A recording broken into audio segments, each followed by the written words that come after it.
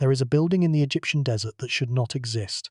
It stands roughly 60 meters tall, the height of a 20-story building, and it is made entirely of stone. Not mud brick, which was the standard building material of its time. Not wood, which would have rotted to nothing within a few centuries. Stone. 6 enormous steps rising from the desert floor, like a staircase built for a god. And when it was completed, sometime around 2670 BC, according to current estimates, nothing like it had ever been built anywhere on Earth. Nothing even close. There was no precedent. There was no model to copy. There was no civilization anywhere in the world that had attempted to stack 600,000 tons of limestone into a single structure and expected it to stand. It stood. It has been standing for more than 4,600 years, and it is still standing today. The building is the Step Pyramid of Saqqara.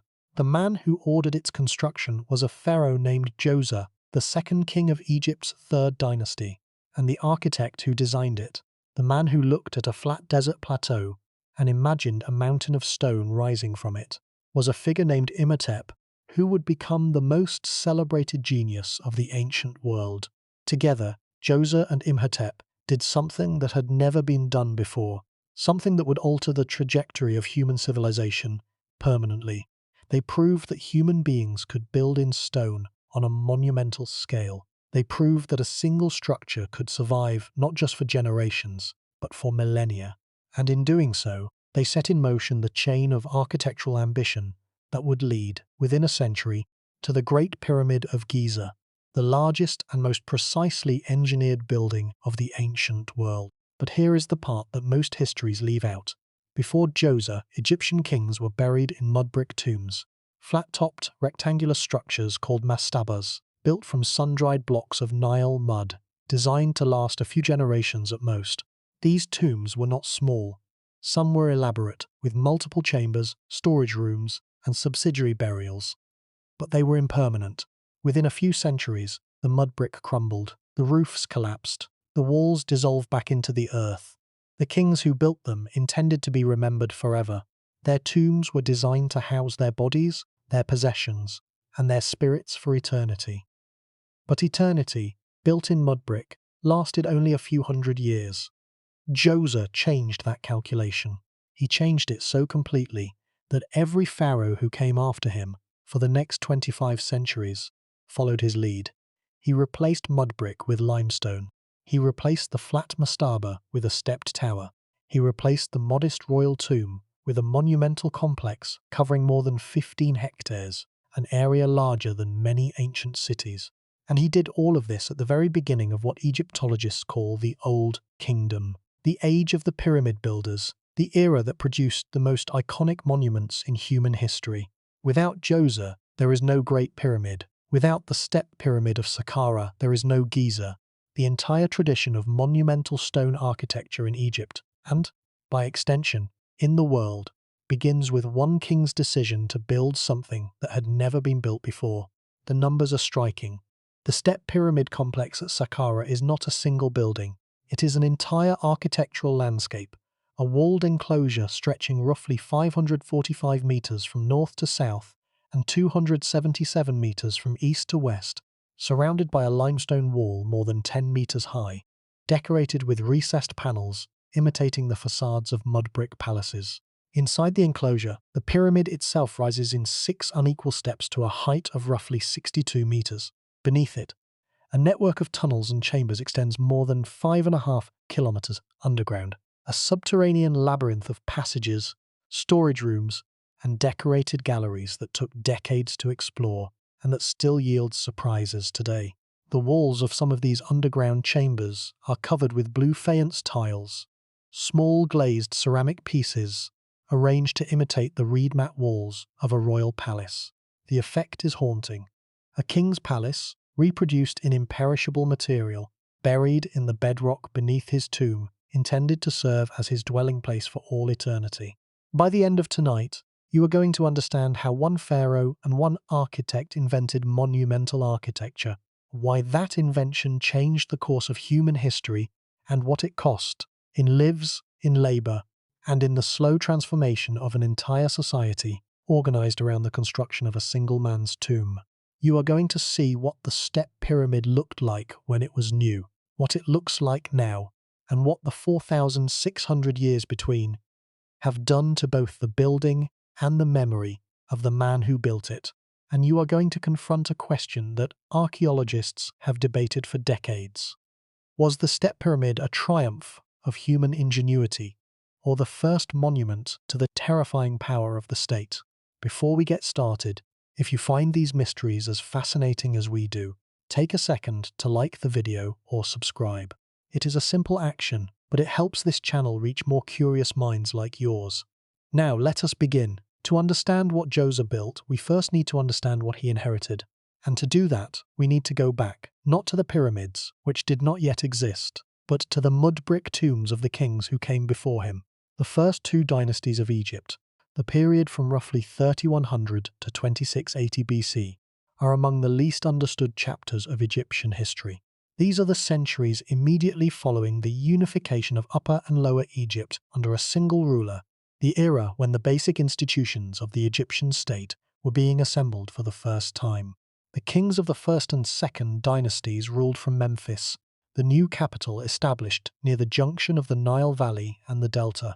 They built their tombs at two locations, Abydos in Upper Egypt, where the earliest royal burials were found, and Saqqara on the desert plateau overlooking Memphis, where large mud brick mastabas served as the tombs of high officials, and possibly of some kings themselves. The exact relationship between the Abydos tombs and the Saqqara mastabas has been debated for over a century. Flinders Petrie, excavating at Abydos in the late 1890s, identified a row of mud brick tombs that he attributed to the kings of the first dynasty, Nama, Aha, Jer, Jet, Den, and their successors. These tombs were relatively modest, mud brick chambers sunk into the desert, surrounded by subsidiary burials of servants and retainers who may have been killed to accompany the king into the afterlife. At Saqqara, meanwhile, much larger and more elaborate mastabas were being excavated by other archaeologists. Some scholars argued that the Saqqara mastabas were the true royal tombs, and that the Abydos structures were cenotaphs, symbolic tombs built as memorials in the ancestral homeland of the Upper Egyptian kings. Others maintained that the Abydos tombs were the genuine burials, and that the Saqqara mastabas belonged to high officials rather than kings. The debate matters because it frames the question of what Djoser was building on. If the Saqqara mastabas belonged to kings, then the tradition of royal burial at Saqqara predated Djoser by several centuries, and his decision to build there was a continuation of established practice. If the Abydos tombs were the true royal burials, then Djoser's choice of Saqqara represented a break with tradition, a deliberate relocation of the royal cemetery from the ancient sacred site in Upper Egypt to the new political centre near Memphis.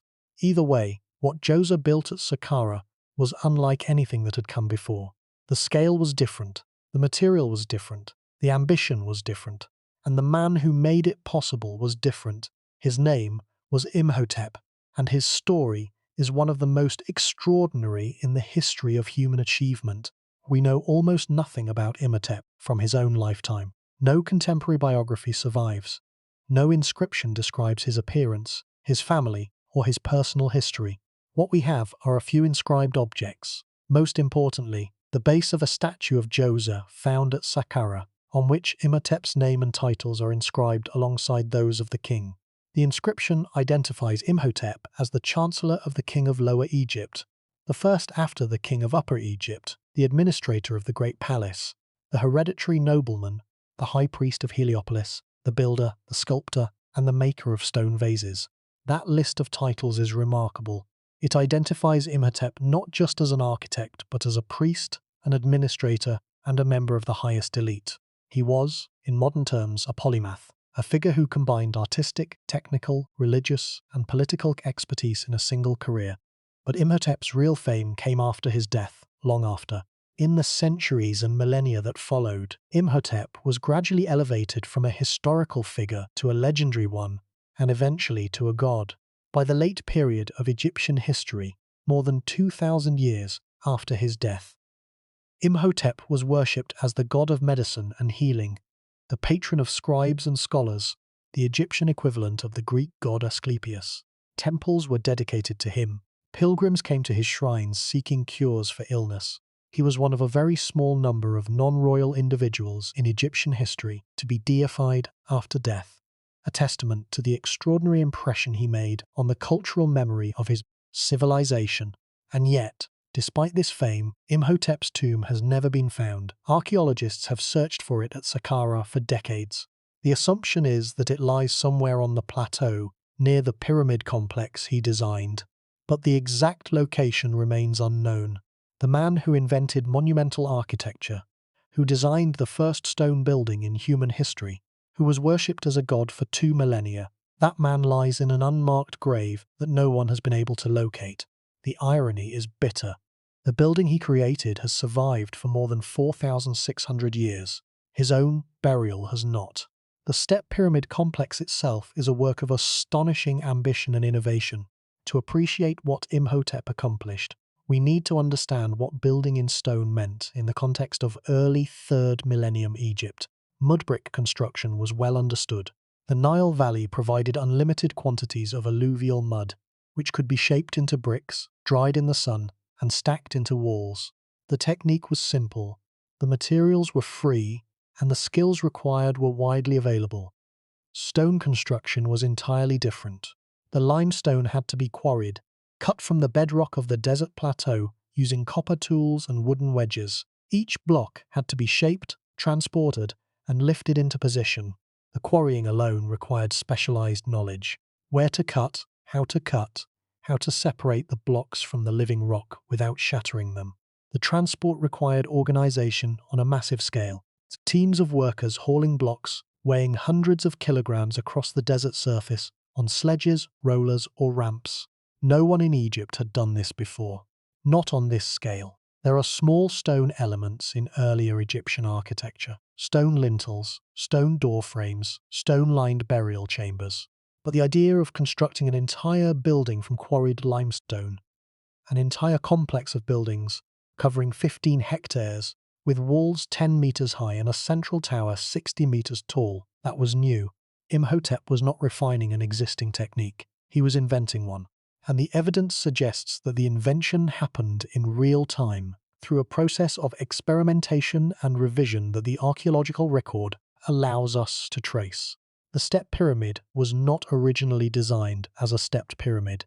Excavations have revealed that the structure went through at least 6 phases of construction, each one more ambitious than the last. The original plan appears to have been a flat-topped mastaba, a conventional tomb but built in stone rather than mud brick. This initial structure was a square mastaba roughly 63 meters on a side and 8 meters high, already the largest stone building in Egypt, but still recognizable as a traditional form.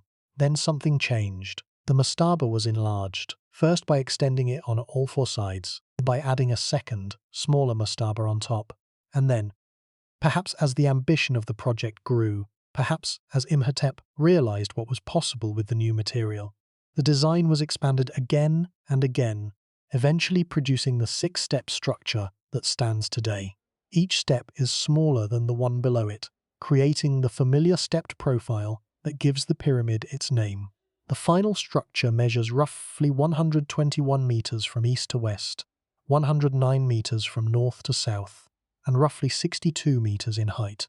Jean-Philippe Lauer, the French architect and archaeologist who devoted his entire career, more than 70 years, to the study and restoration of the step pyramid complex, described the process of construction as one of progressive revelation.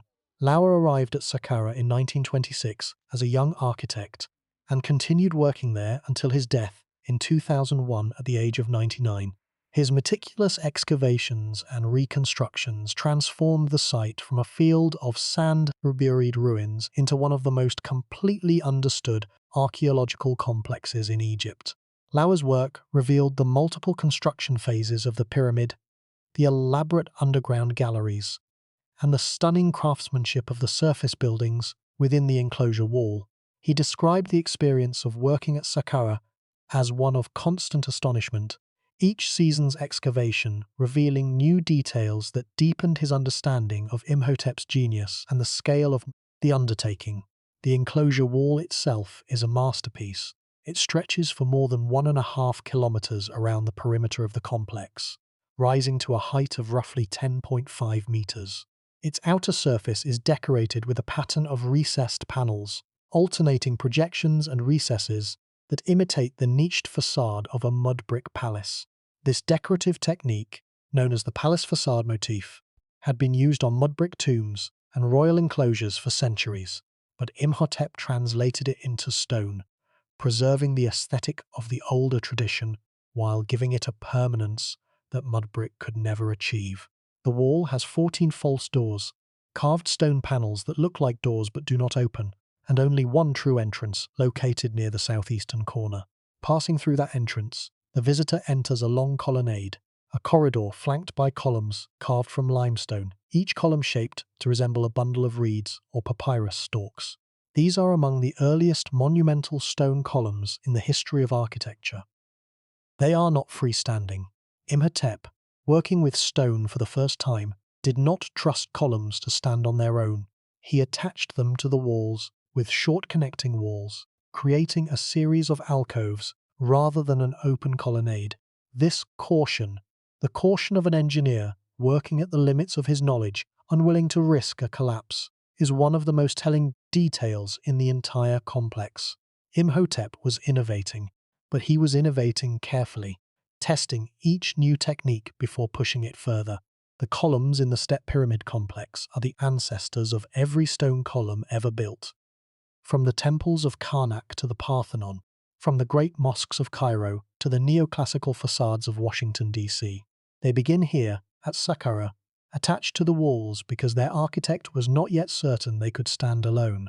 Beyond the colonnade lies the Great South Court, a vast open plaza that served as the setting for one of the most important rituals of Egyptian kingship, the Sed Festival, a ceremonial renewal of the king's power that was typically performed after 30 years of rule. The court is flanked by buildings whose facades mimic the chapels and shrines of Upper and Lower Egypt, each one carved in stone to represent, in permanent form, structures that were originally built of perishable materials: wood, reeds, matting, and mud brick. Imhotep was not just building a tomb, he was building an eternal version of the entire ceremonial landscape of Egyptian kingship. The rituals that the living king performed in temporary structures during his lifetime would be performed in eternal stone by his spirit in the afterlife. This concept, the idea of translating the impermanent world of the living into the permanent world of the dead, is one of the most profound ideas in the history of architecture. It means that the step pyramid complex is not just a building, it is a snapshot of a vanished world. The reed columns, the matting facades, the wood-framed doorways that constituted the architecture of early dynastic Egypt, none of these have survived in their original form. They were built of materials that rotted, crumbled, and disappeared thousands of years ago. But their forms survive at Saqqara, preserved in stone by an architect who understood that stone could do what wood and reeds could not: endure. And this brings us to the most important question about the step pyramid complex. A question that has implications not just for the history of Egypt, but for the history of human civilization. Why did Djoser and Imhotep decide to build in stone? What was the motivation? What had changed in Egyptian society that made this leap possible? And, more to the point, what made it necessary? The standard answer focuses on religion. The Egyptian king was not merely a political ruler. He was a god, or more precisely, he was the earthly manifestation of the god Horus, the falcon deity who was the patron of kingship. The king's body was sacred. His survival in the afterlife was not just a personal matter, but a cosmic one. The stability of the universe depended on the king's continued existence in the realm of the dead. A mud brick tomb, which would dissolve within a few centuries, was an inadequate vessel for such a mission. A stone tomb, a tomb that could stand forever, was something else entirely. It was a guarantee, a declaration that the king's body, and therefore the king's spirit, and therefore the cosmic order itself, would endure for eternity. But this religious explanation, while true as far as it goes, is incomplete. Religion alone does not explain the leap from mud brick to stone.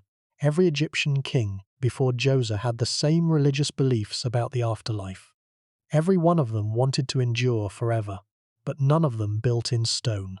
Something else was needed, something beyond belief.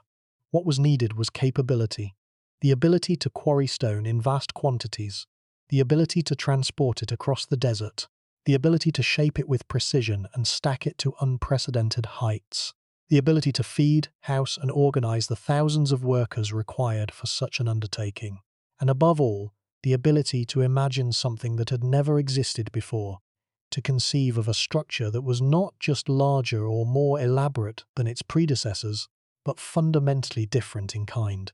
That capability did not appear overnight. It was the product of centuries of state building, the gradual accumulation of administrative expertise, economic surplus, and organizational capacity that had been building since the unification of Egypt under Nama, more than 4 centuries earlier. By the time Djoser came to power, the Egyptian state was the most powerful political entity on earth. It controlled the agricultural surplus of the entire Nile Valley. It commanded a bureaucracy capable of managing resources across a territory stretching more than 1,000 kilometers. It had access to copper from the Sinai, timber from Lebanon, gold from Nubia, and limestone from the cliffs that line the Nile Valley for hundreds of kilometers. The question was not whether Egypt could build in stone. By the early 3rd Dynasty, it could. The question was whether anyone would have the vision to try. Djoser tried, and Imhotep showed him how. The relationship between Djoser and Imhotep is one of the earliest documented partnerships between a ruler and an architect in human history, and one of the most consequential. But the nature of that relationship is almost entirely hidden from us. We do not know how Imhotep came to the king's attention. We do not know whether the idea for the step pyramid originated with Djoser or with Imhotep. We do not know how the design evolved through conversation and collaboration, or whether the architect had free rein from the beginning. What we know is the result, a building that transformed human history, and we know that the Egyptians themselves, looking back across the centuries, gave the credit to Imhotep rather than to Djoser, deifying the architect while leaving the king to fade into relative obscurity. This is itself a remarkable fact. In ancient Egypt, the king was supreme, the king was divine. The king's name was written larger, carved deeper, repeated more often than any other name in the kingdom. And yet, in the long memory of Egyptian civilization, it was Imhotep, the servant, the architect, the man who served at the king's pleasure, who was elevated to the status of a god. The buildings at Sahara carry Djoser's name, but the glory, in the end, belonged to the man who designed them. The technical innovations visible in the step pyramid complex are so numerous that cataloguing them all would take hours. But several deserve special attention because they represent genuine firsts in the history of human construction. The use of dressed limestone blocks that were not merely quarried but shaped to uniform dimensions, with flat faces and right angles, capable of being stacked in regular courses, was pioneered at Saqqara. Earlier Egyptian builders had used rough stone for foundations and retaining walls, but the precise, regular coursework of the step pyramid was new. The blocks used in the pyramid are relatively small by later standards, roughly the size of large mud bricks, suggesting that Imhotep was consciously imitating the mud brick construction techniques he knew, translating them into a new and more durable material. The use of stone columns is another critical innovation. Before Saqqara, columns in Egyptian architecture were made of wood, palm trunks or bundled reeds that served as structural supports in domestic and ceremonial buildings. Imhotep translated these forms into stone, carving limestone columns that mimicked the appearance of bundled papyrus stalks, fluted reed bundles, and other organic forms. The result was a new architectural vocabulary, a language of stone that preserved the memory of perishable materials in imperishable form.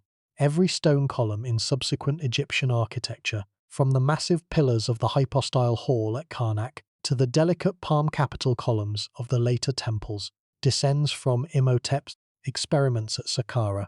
The underground galleries deserve closer attention as well, because they reveal something about the ambition of the project that the pyramid itself does not fully convey. The burial shaft beneath the pyramid drops 28 meters straight down through the bedrock, the equivalent of a 9-story building sunk into the earth.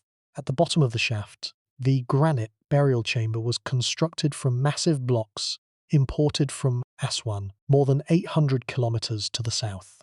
The transport of these blocks, each weighing several tons, moved by boat along the Nile and then hauled overland to the construction site, was itself a major logistical operation.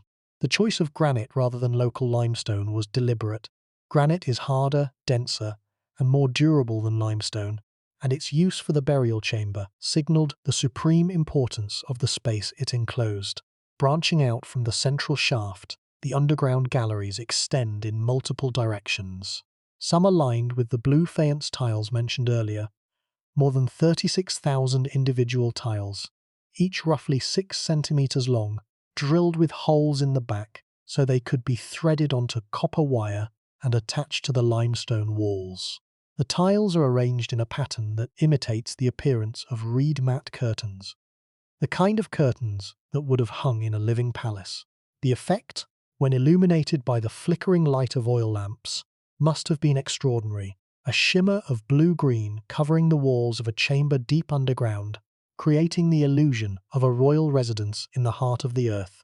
3 panels within the underground galleries are carved in raised relief, showing Djoser himself performing ritual acts, striding forward, running and making offerings. These reliefs are among the earliest examples of royal relief sculpture in Egyptian art, and they show the king wearing the various crowns and regalia of his office. The quality of the carving is high. The figures are proportioned according to the canonical grid system that would govern Egyptian art for the next 3 millennia. Djoser is shown as a powerful, idealized figure, performing the rituals that ensured the continued functioning of the cosmos. These are not portraits, they are theological statements. The king is not merely buried here. He is active here, eternally performing the rites that maintain the order of the universe. Recent work at Saqqara has continued to expand our understanding of the step pyramid complex and its context. In 2019, a major restoration project completed the stabilization of the pyramid itself, which had been in danger of collapse due to the deterioration of its internal structure. The restoration, led by a team of Egyptian and international engineers, involved the insertion of airbags beneath the burial chamber ceiling to prevent further collapse, the reinforcement of underground passages with steel supports, and the restoration of the outer casing stones that had fallen away over the millennia. The project took more than 14 years and cost millions of dollars. A modern investment in the preservation of an ancient achievement that underscores both the enduring significance of the monument and the fragility of even the most monumental stone construction. At the same time, ongoing excavations in the necropolis surrounding the step pyramid have continued to yield new discoveries. In 2020, a team working near Saqqara announced the discovery of more than 100 sealed wooden coffins dating to the late period of Egyptian history, more than 2,000 years after Djoser. The coffins were found in burial shafts sunk into the same plateau where the step pyramid stands, demonstrating that the sacred status of the site endured for millennia after Djoser's death. People wanted to be buried near the first pyramid. The monument's power to attract the dead outlasted the civilization that built it. To fully appreciate the revolution that Djoser and Imhotep accomplished, we need to understand the political context in which they operated. The transition from the Second Dynasty to the Third Dynasty, the period immediately preceding Djoser's reign, appears to have been a time of instability and, possibly, conflict. The last king of the Second Dynasty, Khâsekhemoui, left behind evidence of military campaigns and internal strife.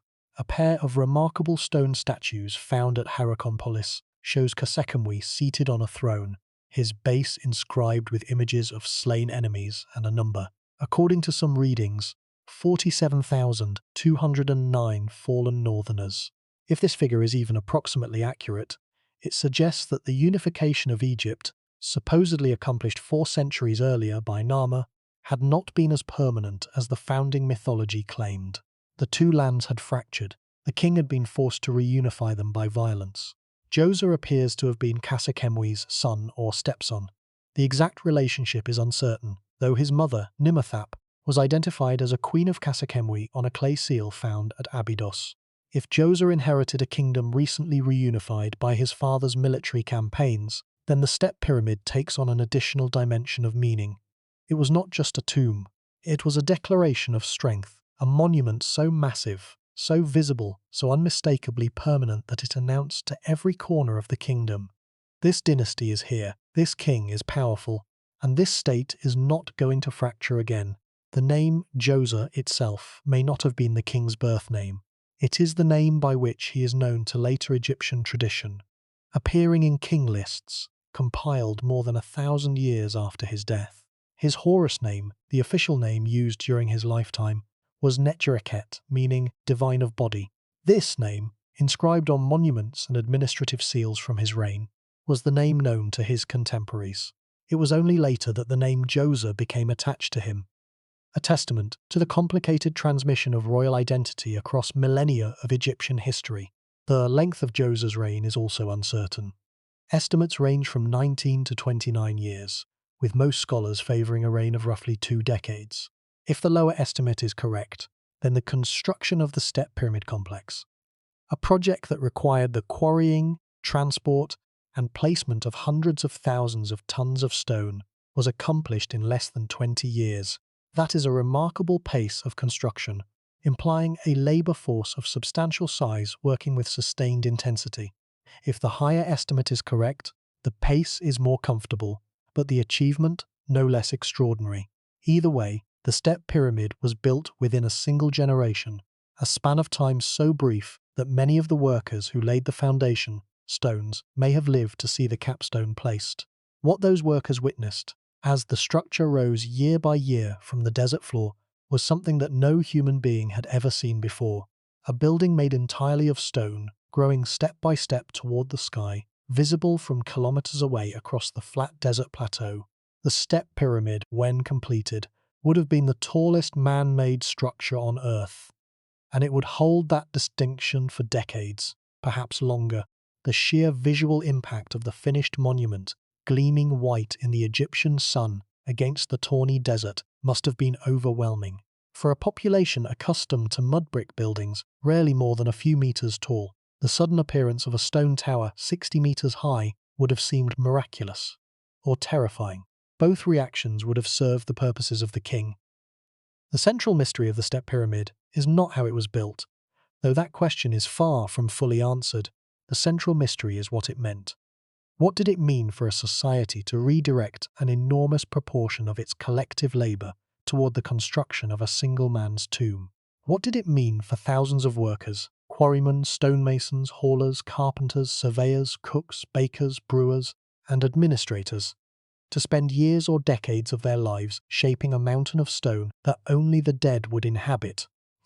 And what did it mean for the course of human history that this experiment succeeded, that the pyramid stood, that it endured, and that every subsequent civilization that encountered it was inspired, awed, or terrified by the scale of what one society had accomplished? These are not abstract questions.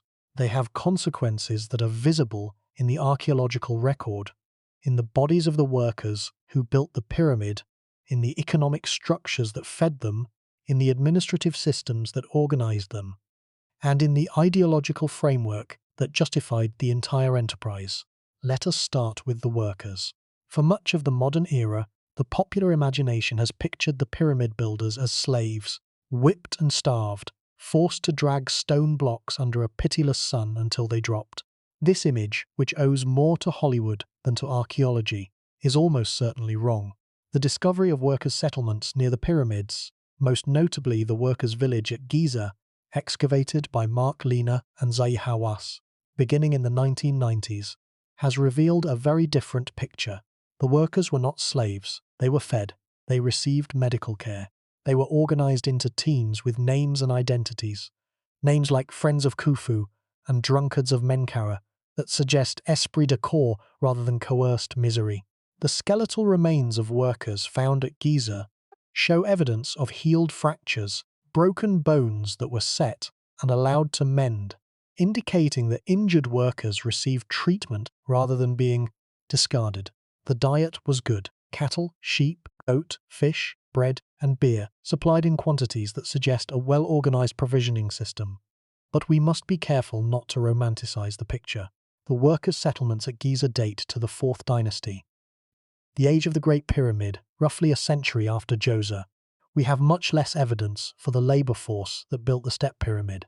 The workers who quarried and hauled the limestone at Saqqara are largely invisible in the archaeological record. Their settlements, if they existed as permanent structures, have not been identified with certainty. Their graves, if they were buried near the site, have not been systematically excavated. What we know about the organization of labor at Saqqara is inferred from the later evidence at Giza and from the administrative titles and records that survive from the 3rd dynasty. And both sources are incomplete. What we can say is that the construction of the step pyramid required an unprecedented mobilization of labor. The pyramid alone contains an estimated 330,000 cubic meters of stone and clay. The enclosure wall, the colonnade, the ceremonial buildings, and the underground galleries add enormously to the total. The limestone was quarried locally.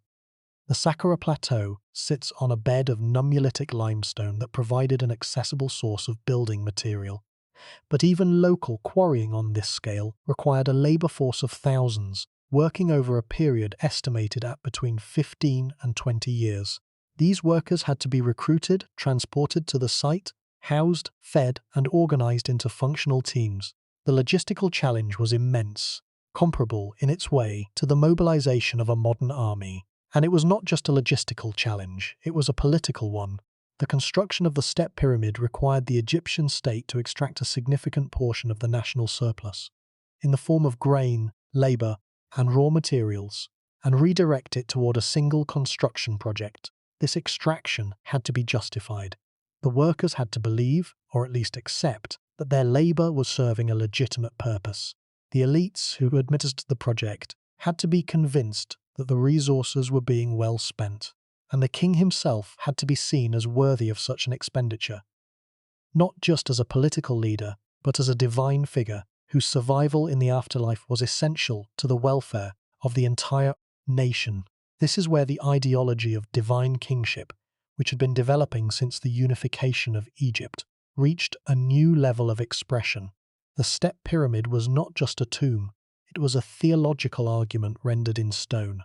Every element of the complex, the stepped form of the pyramid, the underground galleries decorated with blue faience tiles, the ceremonial buildings of the said festival court, the enclosure wall with its palace facade motif, was designed to reinforce the message that the king was divine, that his afterlife was assured, and that the labor expended on his behalf was not wasted but sacred.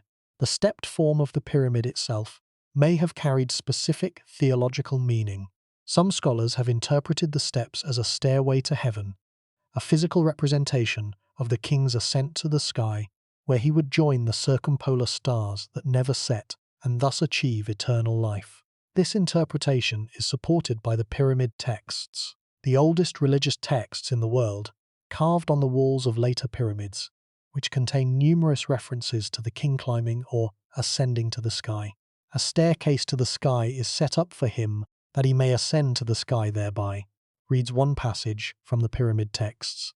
Although the pyramid texts post-date Djoser by several centuries, they are believed to preserve much older religious traditions that may have been current at the time the step pyramid was built. But here is the problem. The pyramid texts are not inscribed anywhere in the step pyramid complex. The walls of Djoser's underground chambers bear no hieroglyphic texts at all, only the blue faience tiles and carved reliefs showing the king performing rituals. Without contemporary inscriptions, we cannot be certain what meaning Djoser and Imhotep attached to the stepped form. The stairway to heaven interpretation is plausible but not provable, and alternative interpretations exist. Some scholars have suggested that the stepped form was simply the result of the construction process, that the pyramid grew step by step as the project expanded, and that the final form was an accident of engineering rather than a deliberate theological statement. Others have argued that the steps represent the primeval mound, the first land to emerge from the waters of chaos at the moment of creation, according to Egyptian cosmology. The debate is unresolved, and it may remain so. We are trying to read the minds of people who lived more than 4,600 years ago, using a building as our only text. The underground galleries beneath the pyramid are, if anything, more mysterious than the structure above. The burial chamber itself, a vault of red granite, roughly 2.8 meters long and 1.7 meters wide, was located at the bottom of a shaft sunk 28 meters into the bedrock. The shaft was sealed after the burial by a granite plug weighing roughly 3.5 tons, lowered into position from above. Around the burial chamber, a network of tunnels and galleries extends in all directions, totaling more than 5.5 kilometers in length. Some of these galleries served as storage rooms for the enormous quantities of goods buried with the king: stone vessels, pottery, food offerings, and personal possessions. More than 40,000 stone vessels were found in the underground galleries during excavations, a staggering number that represents decades of production by specialized craftsmen. Many of these vessels bear the names of earlier kings, predecessors from the first and second dynasties, suggesting that they were heirlooms collected and stored in the royal treasury over generations before being deposited in Djoser's tomb. And it gets worse. The sheer volume of material buried with Djoser raises troubling questions about the relationship between royal death and national wealth. Those 40,000 stone vessels represent an enormous investment of labor and raw material. Each one was individually crafted, carved from hard stone using techniques that required hours or days of painstaking work. The vessels include pieces made from alabaster, schist, diorite, breccia, and other stones that had to be quarried, transported, and shaped by hand. The total weight of stone vessels recovered from the underground galleries is estimated at tens of tons, and these vessels are only a fraction of what was originally deposited. The tomb was robbed in antiquity, and much of its contents was removed long before modern archaeologists arrived. The practice of burying vast quantities of goods with a dead king was not new. The first and second dynasty tombs at Abydos and Saqqara had also contained substantial burial goods, but the scale of Djoser's burial assemblage dwarfed anything that had come before, and the construction of the pyramid itself, the 600,000 tons of stone, the 10-meter-high enclosure wall, the 1.5 kilometers of wall perimeter, the 5.5 kilometers of underground tunnels, added an entirely new dimension to the cost. The step pyramid complex was not just a tomb, it was an economic event, a massive reallocation of national resources from productive uses to funerary ones. The grain that fed the workers could have fed farmers. The labour that quarried and hauled the stone could have built irrigation canals. The copper that was shaped into tools could have been traded for foreign luxury goods. Instead, all of it was directed toward a single goal: ensuring the eternal survival of one man. This is the point at which admiration for Djoser's achievement must be tempered by an awareness of its cost. The step pyramid is magnificent. It is a testament to human ingenuity, organizational capacity, and architectural vision, but it was built by a society in which the resources of an entire nation could be commandeered for the benefit of one individual. A society in which the king's afterlife was considered more important than the material welfare of the living. The theological justification for this arrangement, the belief that the king's survival ensured cosmic order and, by extension, the well-being of all his subjects, was sincerely held by many or most of the people involved. But the material reality was stark. An enormous portion of Egypt's productive capacity was being consumed by the construction of a tomb, and this pattern, once established, would only intensify. Djoser's successors built larger pyramids. Sneferu, the first king of the fourth dynasty, built at least 3: the Maiden Pyramid, the Bent Pyramid, and the Red Pyramid at Dahshur, consuming more stone than any other pharaoh in Egyptian history. Sneferu's son Khufu built the Great Pyramid at Giza, which contained roughly 2.3 million stone blocks, with an average weight of 2.5 tons each. The pyramid building tradition that Djoser inaugurated would dominate Egyptian society for the better part of 5 centuries, from roughly 2670 to 2100 BC. During this period, the construction of the royal tomb was the single largest undertaking of the Egyptian state.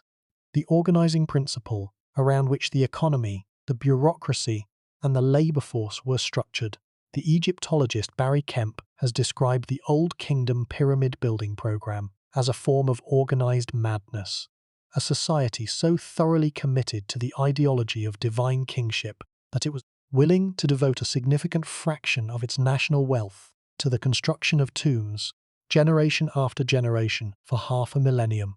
Kemp does not use the word madness as an insult. He uses it to convey the sheer scale of the commitment, the fact that pyramid building was not a hobby or a vanity project, but a central function of the state, as fundamental to the Egyptian political order as taxation or defense. The king built a pyramid because he was the king, and the kingdom existed, in part, to build the pyramid. This is not a comfortable thought. It challenges the narrative of ancient Egypt as a golden age of wisdom and beauty. It asks us to see the pyramids not just as engineering marvels, but as monuments to an ideology of power so absolute that it could reshape an entire society around the needs of a single individual. The step pyramid is where that ideology was first expressed in stone. Djoser's tomb is not just the beginning of the pyramid tradition. It is the beginning of a political and economic system that would define Egypt for 500 years, and that would, eventually, contribute to the system's own collapse. Because the pyramid building program could not last forever, the resources were not infinite. The agricultural surplus that funded the construction was dependent on the annual Nile flood, a natural phenomenon that varied from year to year, and that in bad years could fail entirely. The administrative system that organized the labor force was dependent on the loyalty of provincial officials who, over the course of the Old Kingdom, gradually accumulated their own power and resources at the expense of the central government. And the ideology of divine kingship, the belief system that justified the entire enterprise, was dependent on the king's ability to deliver on his cosmic promises. When the floods failed, when the harvests were poor, when the provincial governors grew too powerful, the system that Djoser had set in motion began to break down. The first intermediate period, the era of fragmentation that followed the collapse of the Old Kingdom, lasted roughly 140 years, from about 2180 to 2040 BC. During this time, the central government lost control of the provinces. Local governors, known as nomarchs, became de facto independent rulers of their territories. The pyramid building program, which had been the defining activity of the royal government for 5 centuries, ceased entirely. No king of the first intermediate period built a pyramid. The resources were no longer available. The ideology was no longer convincing, and the administrative apparatus that had made pyramid construction possible had fragmented along with the kingdom itself. The irony is devastating. The pyramids were built to ensure eternity. They were designed to guarantee the immortality of the king and, through the king, the stability of the cosmic order. But the system that built them was not eternal. It was mortal. It was dependent on the annual Nile flood, on the continued loyalty of provincial officials, on the maintenance of a complex administrative hierarchy, and on the unbroken chain of strong kings who could hold the system together. When any of these elements failed, and eventually they all failed, the pyramid building system collapsed. The pyramids remained standing on the desert like monuments to a promise that could not be kept. But the civilization that built them was forced to reinvent itself, and the new version, the Middle Kingdom, which emerged around 2040 BC, never returned to pyramid building on the scale of the Old Kingdom. The Great Pyramids of the 3rd and 4th dynasties were never surpassed. They were, in the end, products of a specific moment in Egyptian history, a moment when the resources, the ideology, and the political were all aligned to make the impossible possible. That moment passed, and it did not return. The collapse of the Old Kingdom, around 2100 BC, was not caused solely by the pyramid building program. Multiple factors converged. Climate records suggest that a prolonged period of low Nile floods struck Egypt toward the end of the 6th dynasty, reducing agricultural productivity and triggering widespread famine. The autobiographical inscription of a provincial governor named Ankhtifi, who lived during the first intermediate period, describes a landscape of starvation and social breakdown. All of Upper Egypt was dying of hunger. Ankhtifi's inscription reads, to such a degree that everyone had come to eat in their children. even allowing for rhetorical exaggeration, and the conventions of Egyptian self-presentation certainly permitted exaggeration. The picture is grim. A civilization that had spent 5 centuries pouring its wealth into monumental tombs was now unable to feed its people. The connection between pyramid building and the Old Kingdom collapse is not direct or simple. The pyramids did not cause the famine. The low Nile floods did. But the pyramid building program had shaped the Egyptian state in ways that made it vulnerable to exactly this kind of crisis. The centralization of resources at the capital, the dependence on a single agricultural system, the concentration of administrative power in the hands of a small royal elite, all of these were features of the pyramid age, and all of them became liabilities when the environmental conditions changed. The state that Djoser had helped to create, the state that was designed to build pyramids, was a state optimized for a specific set of conditions. When those conditions shifted, the state could not adapt quickly enough to survive. But here is what makes this truly terrifying. The step pyramid still stands. The kingdom that built it fell. The monument outlasted the civilization that created it. Djoser's body was removed from his tomb by robbers thousands of years ago. His mummy has never been found. The 40,000 stone vessels that were buried with him have been scattered across museum collections around the world. The blue faience tiles that decorated his underground palace have faded and crumbled. The king who built the first pyramid, the man who changed the history of architecture forever, lies somewhere unknown in an unmarked grave or a collector's cabinet, while his tomb endures without him. The building survived. The builder did not. And the civilization that made both possible eventually dissolved into the sand from which it had risen. There is one more dimension to the core problem that must be addressed, because it touches on a question that resonates far beyond ancient Egypt. The Step Pyramid complex was not just a building project, it was a social project. The construction of a monument on this scale required not just stone and labor, but a new kind of social organization, a system capable of coordinating the efforts of thousands of individuals over decades, feeding and housing them, assigning them tasks, tracking their progress, and resolving the inevitable disputes and logistical problems that arise when large numbers of people work together in close quarters. The administrative innovations that the pyramid building program demanded were, in many ways, as significant as the architectural ones. The Egyptian bureaucracy, the system of scribes, overseers, accountants, and officials that would become the backbone of the Egyptian state for the next 3,000 years, was, if not invented for the pyramids, then certainly refined and expanded by the demands of pyramid construction. The need to track thousands of workers, to calculate food rations, to schedule the delivery of stone from quarries, to coordinate the efforts of dozens of specialized teams. All of this required a level of administrative sophistication that had not previously existed. The pyramids did not just express the power of the state, they created the state, or at least, they transformed a relatively simple political structure into a complex bureaucratic machine capable of managing projects of unprecedented scale. Mark Lehner, who has spent decades excavating the workers' settlement at Giza, has described the pyramid building program as the engine of state formation. According to Lehner, the organizational challenges of pyramid construction forced the Egyptian state to develop systems of accounting, record-keeping, and labor management that became the permanent infrastructure of governance. The scribal schools that trained the administrators of the pyramid projects became the scribal schools that trained the administrators of the kingdom.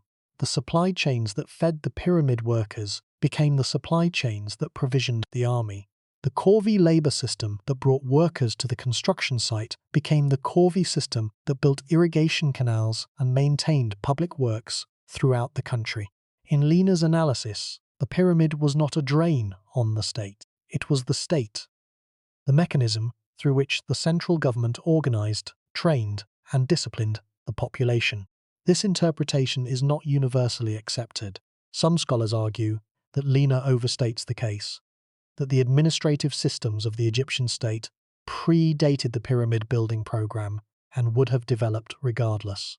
The debate is ongoing, but the basic point is difficult to deny. The construction of the pyramids required an organizational apparatus of extraordinary complexity, and the creation of that apparatus had lasting consequences for the structure of Egyptian society. And it was at Saqqara, under Djoser, that the process began. The Step Pyramid was the first large-scale construction project in Egyptian history. It was the first project that required the mobilization of a national labor force. It was the first project that demanded the creation of a centralized supply system capable of feeding thousands of workers for years on end. And it was the first project that required a bureaucratic hierarchy, a chain of command stretching from the king and his architect at the top to the individual quarrymen and haulers at the bottom, capable of coordinating an undertaking of this magnitude. The human cost of this achievement is difficult to calculate and impossible to fully assess. The workers who built the Step Pyramid have left almost no personal records. We do not know their names. We do not know where they came from. We do not know how they were recruited, whether they were conscripted through corvée labor, whether they were paid workers, or whether they participated voluntarily as part of a religious obligation. The few clues we have come from the later evidence at Giza, where the workers' settlement suggests a relatively organized and well-provisioned labor force. But projecting the Giza evidence backward to the Step Pyramid, more than a century earlier, when the techniques of large-scale construction were still being invented, is risky. The conditions at Saqqara may have been significantly different. What we do know is that the construction of the Step Pyramid inaugurated a tradition that would consume an enormous amount of human effort over the next 5 centuries. The total volume of stone used in the pyramids of the Old Kingdom has been estimated at more than 25 million cubic meters, a figure that represents millions of person-years of labor. The quarrying, transport, and placement of this stone was the single largest collective undertaking of the ancient world. Nothing else comes close, not the Great Wall of China, which was built over centuries by multiple dynasties, not the Roman road network, which was constructed piecemeal over half a millennium. The Egyptian pyramid building program was concentrated in a single half-millennium, in a single country, directed by a single institution, the divine kingship, toward a single purpose, ensuring that the king lived forever. The weight of that purpose is felt in every stone of the Step Pyramid. Each block was quarried by hand, shaped by hand, hauled by hand, and placed by hand. Each one represents hours of human labor, backbreaking, repetitive, exhausting labor performed in the heat of the Egyptian sun, on a desert plateau with no shade, no water source, and no shelter from the wind-blown sand. The romance of the pyramids, the awe we feel when we look at them, the wonder at their scale and precision, can obscure this reality. But the reality is there, embedded in the stone. Every pyramid is a monument, not just to the king who commissioned it, but to the thousands of anonymous laborers whose sweat and muscle made it possible. They are the forgotten ones, a people whose names we can no longer speak, whose faces we will never see, whose individual lives and deaths are invisible beneath the monumental weight of the structure they created. Something is wrong with our assumptions when we celebrate the pyramids without acknowledging this cost. The Step Pyramid is magnificent. It deserves admiration, but it also deserves honest reckoning. An honest reckoning requires us to see both the genius of the architect and the sweat of the workers, both the vision of the king and the labor of the anonymous thousands who turned that vision into stone. The underground world beneath the Step Pyramid offers one final, haunting perspective on the cost of Djoser's ambition. In 2008, an expedition exploring the labyrinth of tunnels beneath the pyramid made a disturbing discovery in one of the less explored galleries. They found human remains, not the remains of the king, which had been removed by tomb robbers millennia ago, but the scattered bones of other individuals left in the subterranean passages.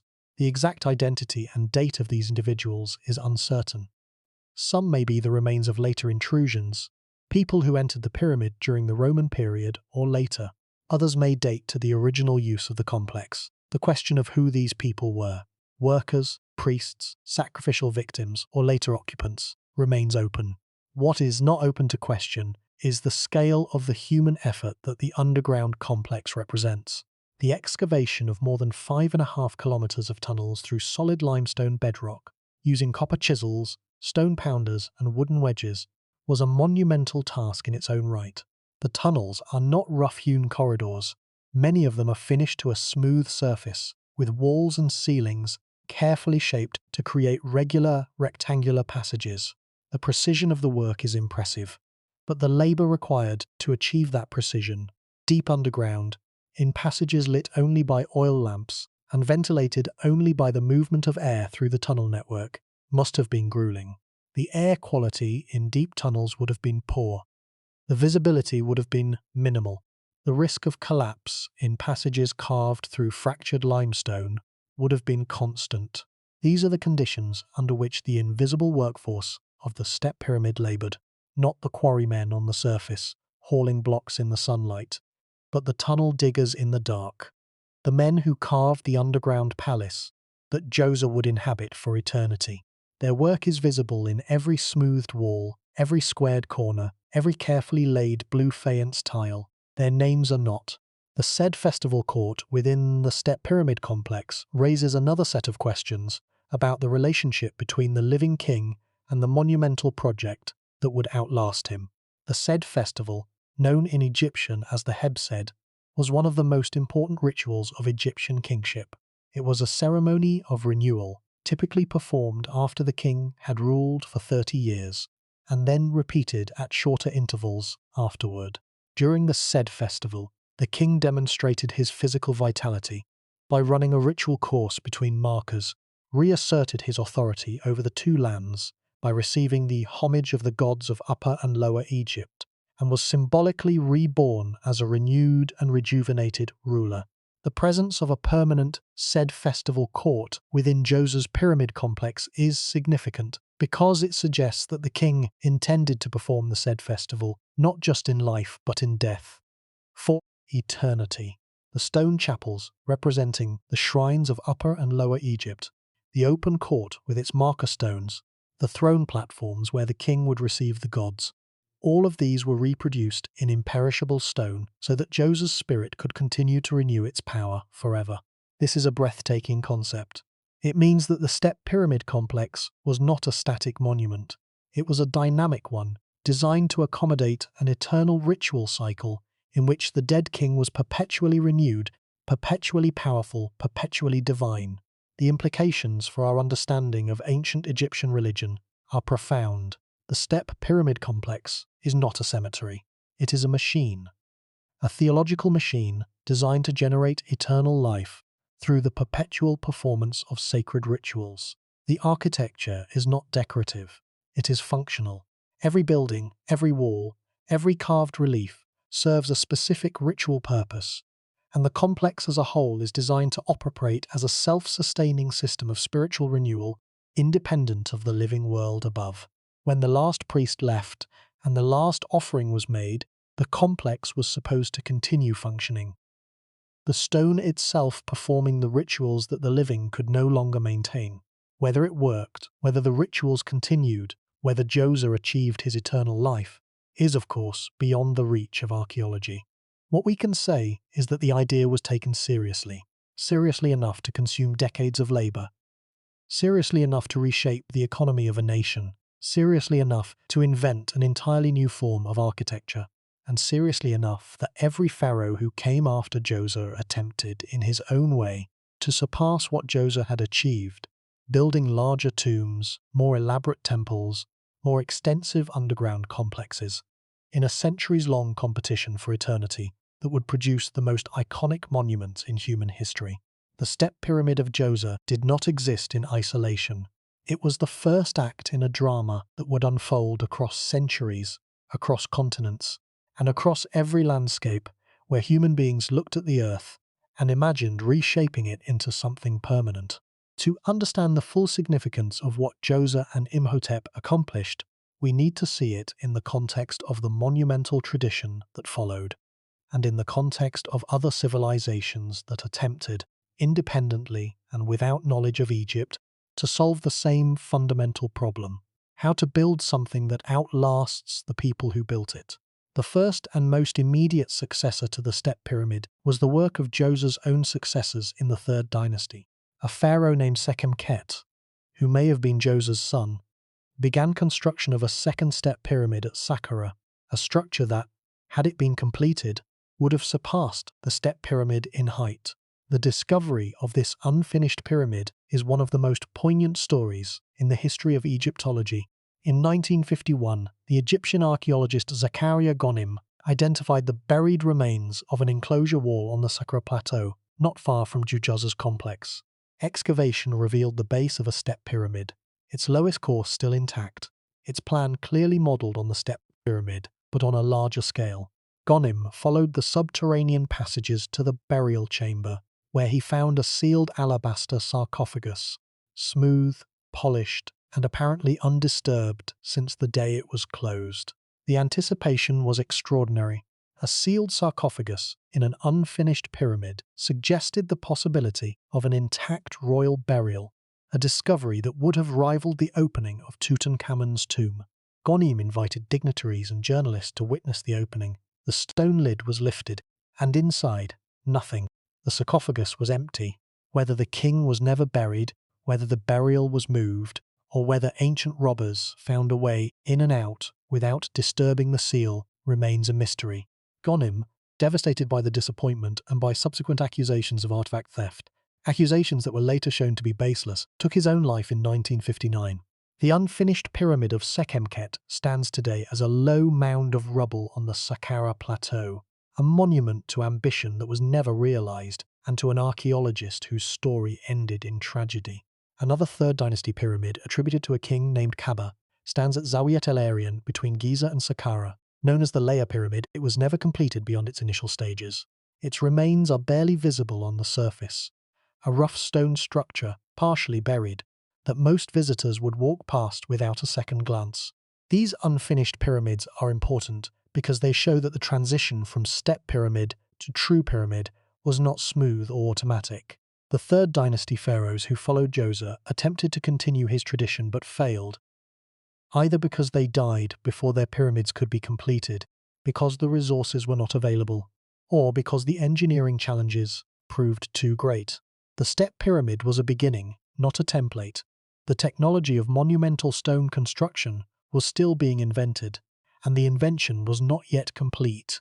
The true revolution came with the Fourth Dynasty, and specifically with its founder, Sneferu.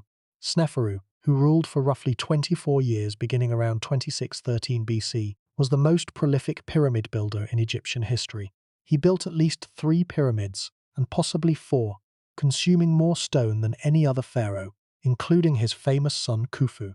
And the story of Sneferu's pyramids is, in many ways, the story of the transition from step pyramid to true pyramid, the engineering journey from Djoser's stepped tower to the smooth-sided icon that defines Egypt in the popular imagination. Sneferu's first pyramid was built at Meidum, roughly 100 kilometers south of Saqqara. It began as a step pyramid, 7 steps, later expanded to 8, following the model established by Djoser. But at some point during construction, the plan changed. The steps were filled in with packing stones, and the entire structure was encased in a smooth outer layer of limestone, transforming the stepped profile into a true pyramidal shape. The result was the first attempt at a true pyramid in Egyptian history. It failed. The Meidum Pyramid collapsed, not during construction, but at some point afterward, perhaps decades or centuries later. The outer casing and packing stones slid away from the core, leaving the original stepped nucleus exposed like a tower rising from a field of rubble. The collapse was almost certainly caused by a design flaw. The smooth outer casing was built at too steep an angle, resting on a foundation of sand rather than bedrock, and the packing stones were laid on sloping surfaces rather than horizontal beds. When the weight of the outer casing exceeded the friction holding it in place, the entire outer shell slid off in a catastrophic failure. The Meidum collapse, whether Sneferu witnessed it or learned of it after the fact, appears to have prompted a radical change in approach. Sneferu moved his construction site north to Dashur, where he began work on a new pyramid built from the ground up as a true pyramid rather than a converted step pyramid. This pyramid, known today as the Bent Pyramid, is one of the most visually striking monuments in Egypt and one of the most informative. The bent pyramid rises at a steep angle of roughly 54 degrees for the lower portion, then abruptly shifts to a shallower angle of roughly 43 degrees for the upper portion, giving it the distinctive bent profile that gives it its modern name. The change in angle is almost certainly a response to structural problems encountered during construction. At the original steep angle, the weight of the upper courses was causing dangerous settlement and cracking in the lower courses. The builders, recognizing the danger, reduced the angle to lessen the load. A mid-course correction that saved the pyramid from collapse but left it with an awkward, asymmetric profile. The bent pyramid is, in effect, a visible record of engineering learning, a monument to the trial and error process by which the Egyptians mastered the art of pyramid construction. Sneferu was not satisfied. He began a third pyramid at Dashur, the Red Pyramid, named for the reddish hue of its limestone blocks. This time, the engineers got it right. The Red Pyramid rises at a consistent angle of roughly 43 degrees, the same shallow angle used for the upper portion of the bent pyramid, and it stands to this day as the first successful, true pyramid in history. Its proportions are elegant, its construction is sound, and its survival over more than 4,500 years is a testament to the hard-won expertise that Sneferu's builders accumulated through years of experimentation and failure. The entire sequence, from the step pyramid to the collapsed Maidum pyramid to the bent pyramid to the red pyramid, spans roughly a century and represents one of the most compressed periods of engineering learning in human history. In the space of 4 or 5 generations, Egyptian builders went from the first tentative experiments in stone construction to the mastery of true pyramid geometry. The mistakes along the way, the unfinished pyramids, the collapses, the mid-course corrections, are as instructive as the successes. They show that the pyramid tradition was not handed down from the gods or revealed in a flash of inspiration. It was earned through decades of effort, failure, and adaptation. And it began with Djoser. The culmination of this process was, of course, the Great Pyramid of Giza, built by Sneferu's son Khufu. The Great Pyramid is the monument that most people think of when they hear the word pyramid. The smooth-sided, geometrically perfect structure that has served as one of the defining images of human civilization for millennia. Its statistics are well known, but no less staggering for their familiarity. A base of roughly 230 meters on each side, a height of roughly 146 meters when completed, an estimated 2.3 million stone blocks, with an average weight of 2.5 tons, the whole structure aligned to the cardinal points, with an accuracy that modern surveyors find difficult to replicate. But the Great Pyramid did not emerge from nothing. It emerged from the tradition that Djoser started, the tradition of monumental stone construction that was refined through generations of experiment, failure, and improvement. Without the step pyramid, there is no Maidum. Without Maidum, there is no bent pyramid. Without the bent pyramid, there is no red pyramid. And without the red pyramid, there is no Great Pyramid. The chain is direct, traceable, and unbroken. Every stone in the Great Pyramid stands on the foundation laid by Imhotep at Saqqara. But the pyramid tradition is not uniquely Egyptian. Across the ancient world, other civilizations, separated from Egypt by thousands of kilometers and, in many cases, by thousands of years, independently arrived at similar forms. The ziggurats of Mesopotamia, the stepped pyramids of Mesoamerica, the earthen mounds of the Mississippi Valley, all represent independent attempts to solve the same fundamental problem: how to build a monumental structure that reaches toward the sky using the materials and techniques available.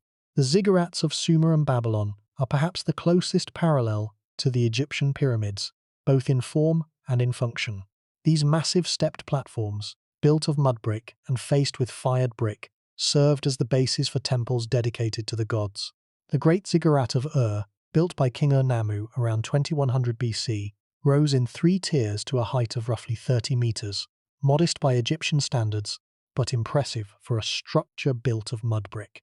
Unlike the Egyptian pyramids, which were tombs, the ziggurats were living temples, the centers of active religious worship, maintained and rebuilt over centuries by successive generations of priests and kings. The relationship between the Egyptian pyramids and the Mesopotamian ziggurats has been debated by scholars for over a century.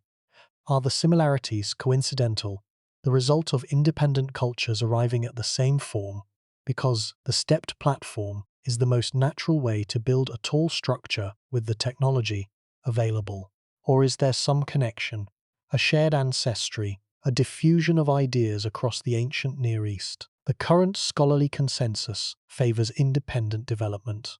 The Egyptian pyramids developed out of the mastaba tradition through a clear and documentable sequence of innovations. The Mesopotamian ziggurats developed out of the platform temple tradition through their own independent sequence. The two traditions share a form but not a history. The pyramids of Mesoamerica present an even more dramatic case of independent invention. The Great Pyramids of Teotihuacan, the Pyramid of the Sun and the Pyramid of the Moon, built beginning around the 1st century BC, were constructed thousands of years after the Egyptian pyramids, and on the opposite side of the world, by civilizations that had no contact whatsoever with the ancient Near East.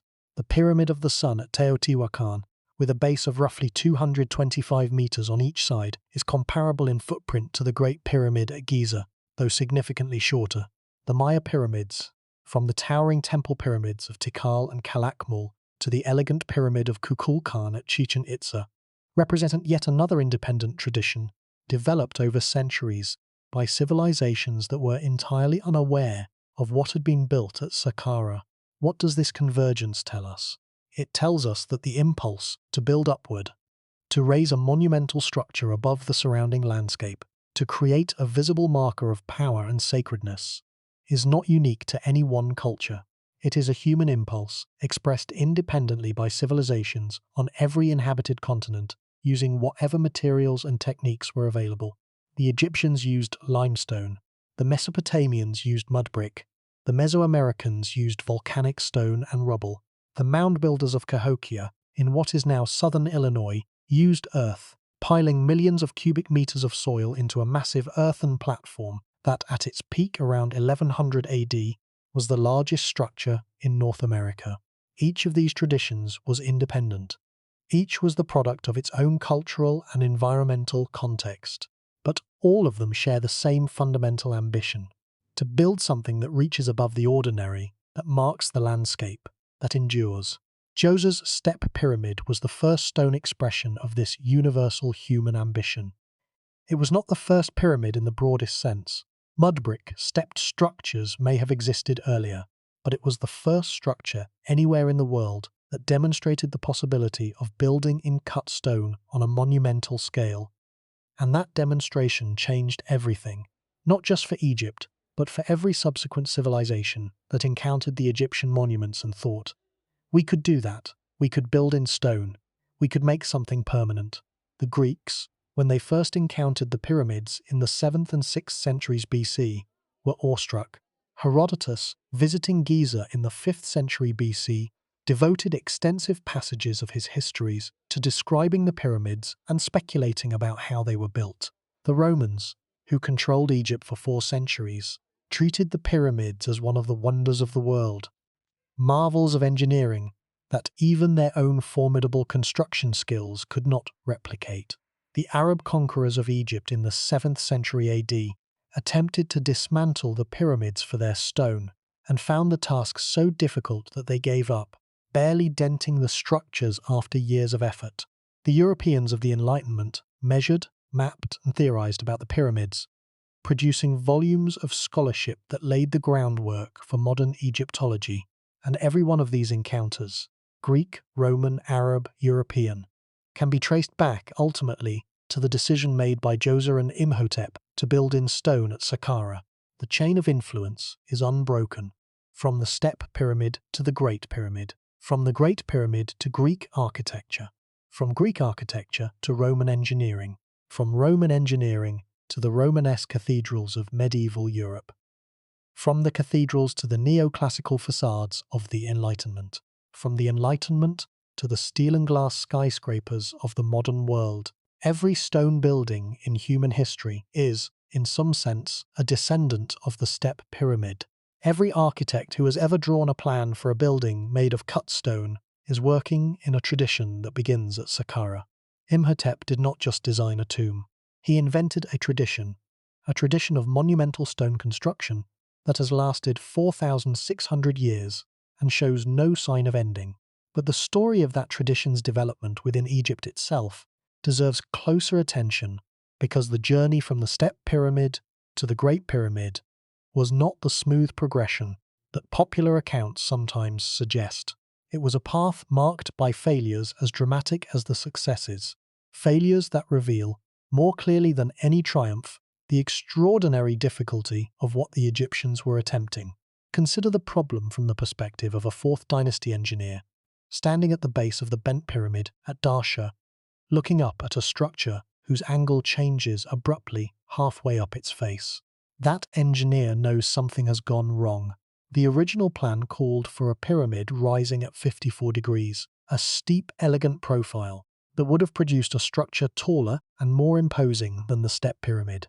But the limestone beneath the pyramid had begun to shift. Cracks appeared in the internal chambers. The weight of the upper courses was crushing the lower ones. The builders had two choices: continue at the original angle and risk a catastrophic collapse, or reduce the angle and accept a compromise. They chose the compromise. And the bent pyramid, visually awkward, structurally sound, became one of the most instructive monuments in Egypt. It is a building that wears its mistakes openly, a permanent record of an engineering problem and its imperfect solution. The internal chambers of the bent pyramid are themselves remarkable. The pyramid contains two separate entry systems, one from the north face, leading to a lower chamber with a corbelled ceiling rising more than 15 meters high, and one from the west face, leading to an upper chamber. The corbell technique, in which each successive course of stone projects slightly beyond the one below, creating a gradually narrowing vault, was one of the key structural innovations of the early pyramid builders. It allowed them to span large open spaces without the use of arches or true vaults, which the Egyptians had not yet developed.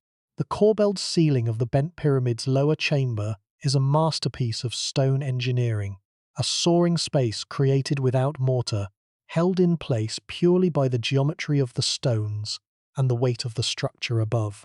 Sneferu's Red Pyramid at Djoser, the first successful true pyramid, marked the resolution of the problems that had plagued the earlier attempts.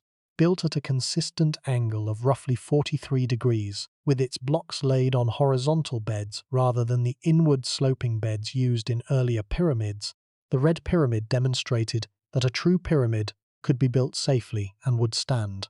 Its interior chambers, reached through a descending corridor from the north face, include 3 interconnected rooms, 2 with corbelled ceilings and one that may have served as the actual burial chamber. The Red Pyramid is not as famous as the Great Pyramid, but in many ways it is more important. It is the proof of concept, the first successful execution of the true pyramid form that would reach its apotheosis at Giza. The transition from Sneferu to Khufu, from father to son, brought the pyramid tradition to its absolute peak. The Great Pyramid of Giza is, by almost any measure, the most extraordinary building of the ancient world. Its base covers more than 5 hectares. Its original height of roughly 146 meters made it the tallest building on Earth, a record it held for more than 3,800 years, until the construction of Lincoln Cathedral in England around 1200 AD. The precision of its construction is almost incomprehensible. The base is level to within approximately 2 centimeters across a span of more than 230 meters. The sides are aligned to true north, with an accuracy of less than 1/12 of a degree. The joints between the outer casing stones, polished white limestone from the quarries at Tura on the opposite bank of the Nile, were so fine that, according to Petrie's measurements, a knife blade could not be inserted between them. How was such precision achieved? The honest answer is that we do not fully know. The construction methods of the Great Pyramid have been debated for centuries, and no single theory has achieved universal acceptance. The most widely discussed proposals involve ramps of various configurations: straight ramps, spiral ramps, internal ramps, but each proposal has limitations. A straight ramp reaching to the top of the pyramid would need to be more than a kilometer long, requiring as much material as the pyramid itself. A spiral ramp wrapping around the exterior would obscure the corners, making it impossible to check the alignment during construction. An internal ramp, as proposed by the architect Jean-Pierre Houdin, would explain several puzzling features of the pyramid's internal structure, but remains unproven.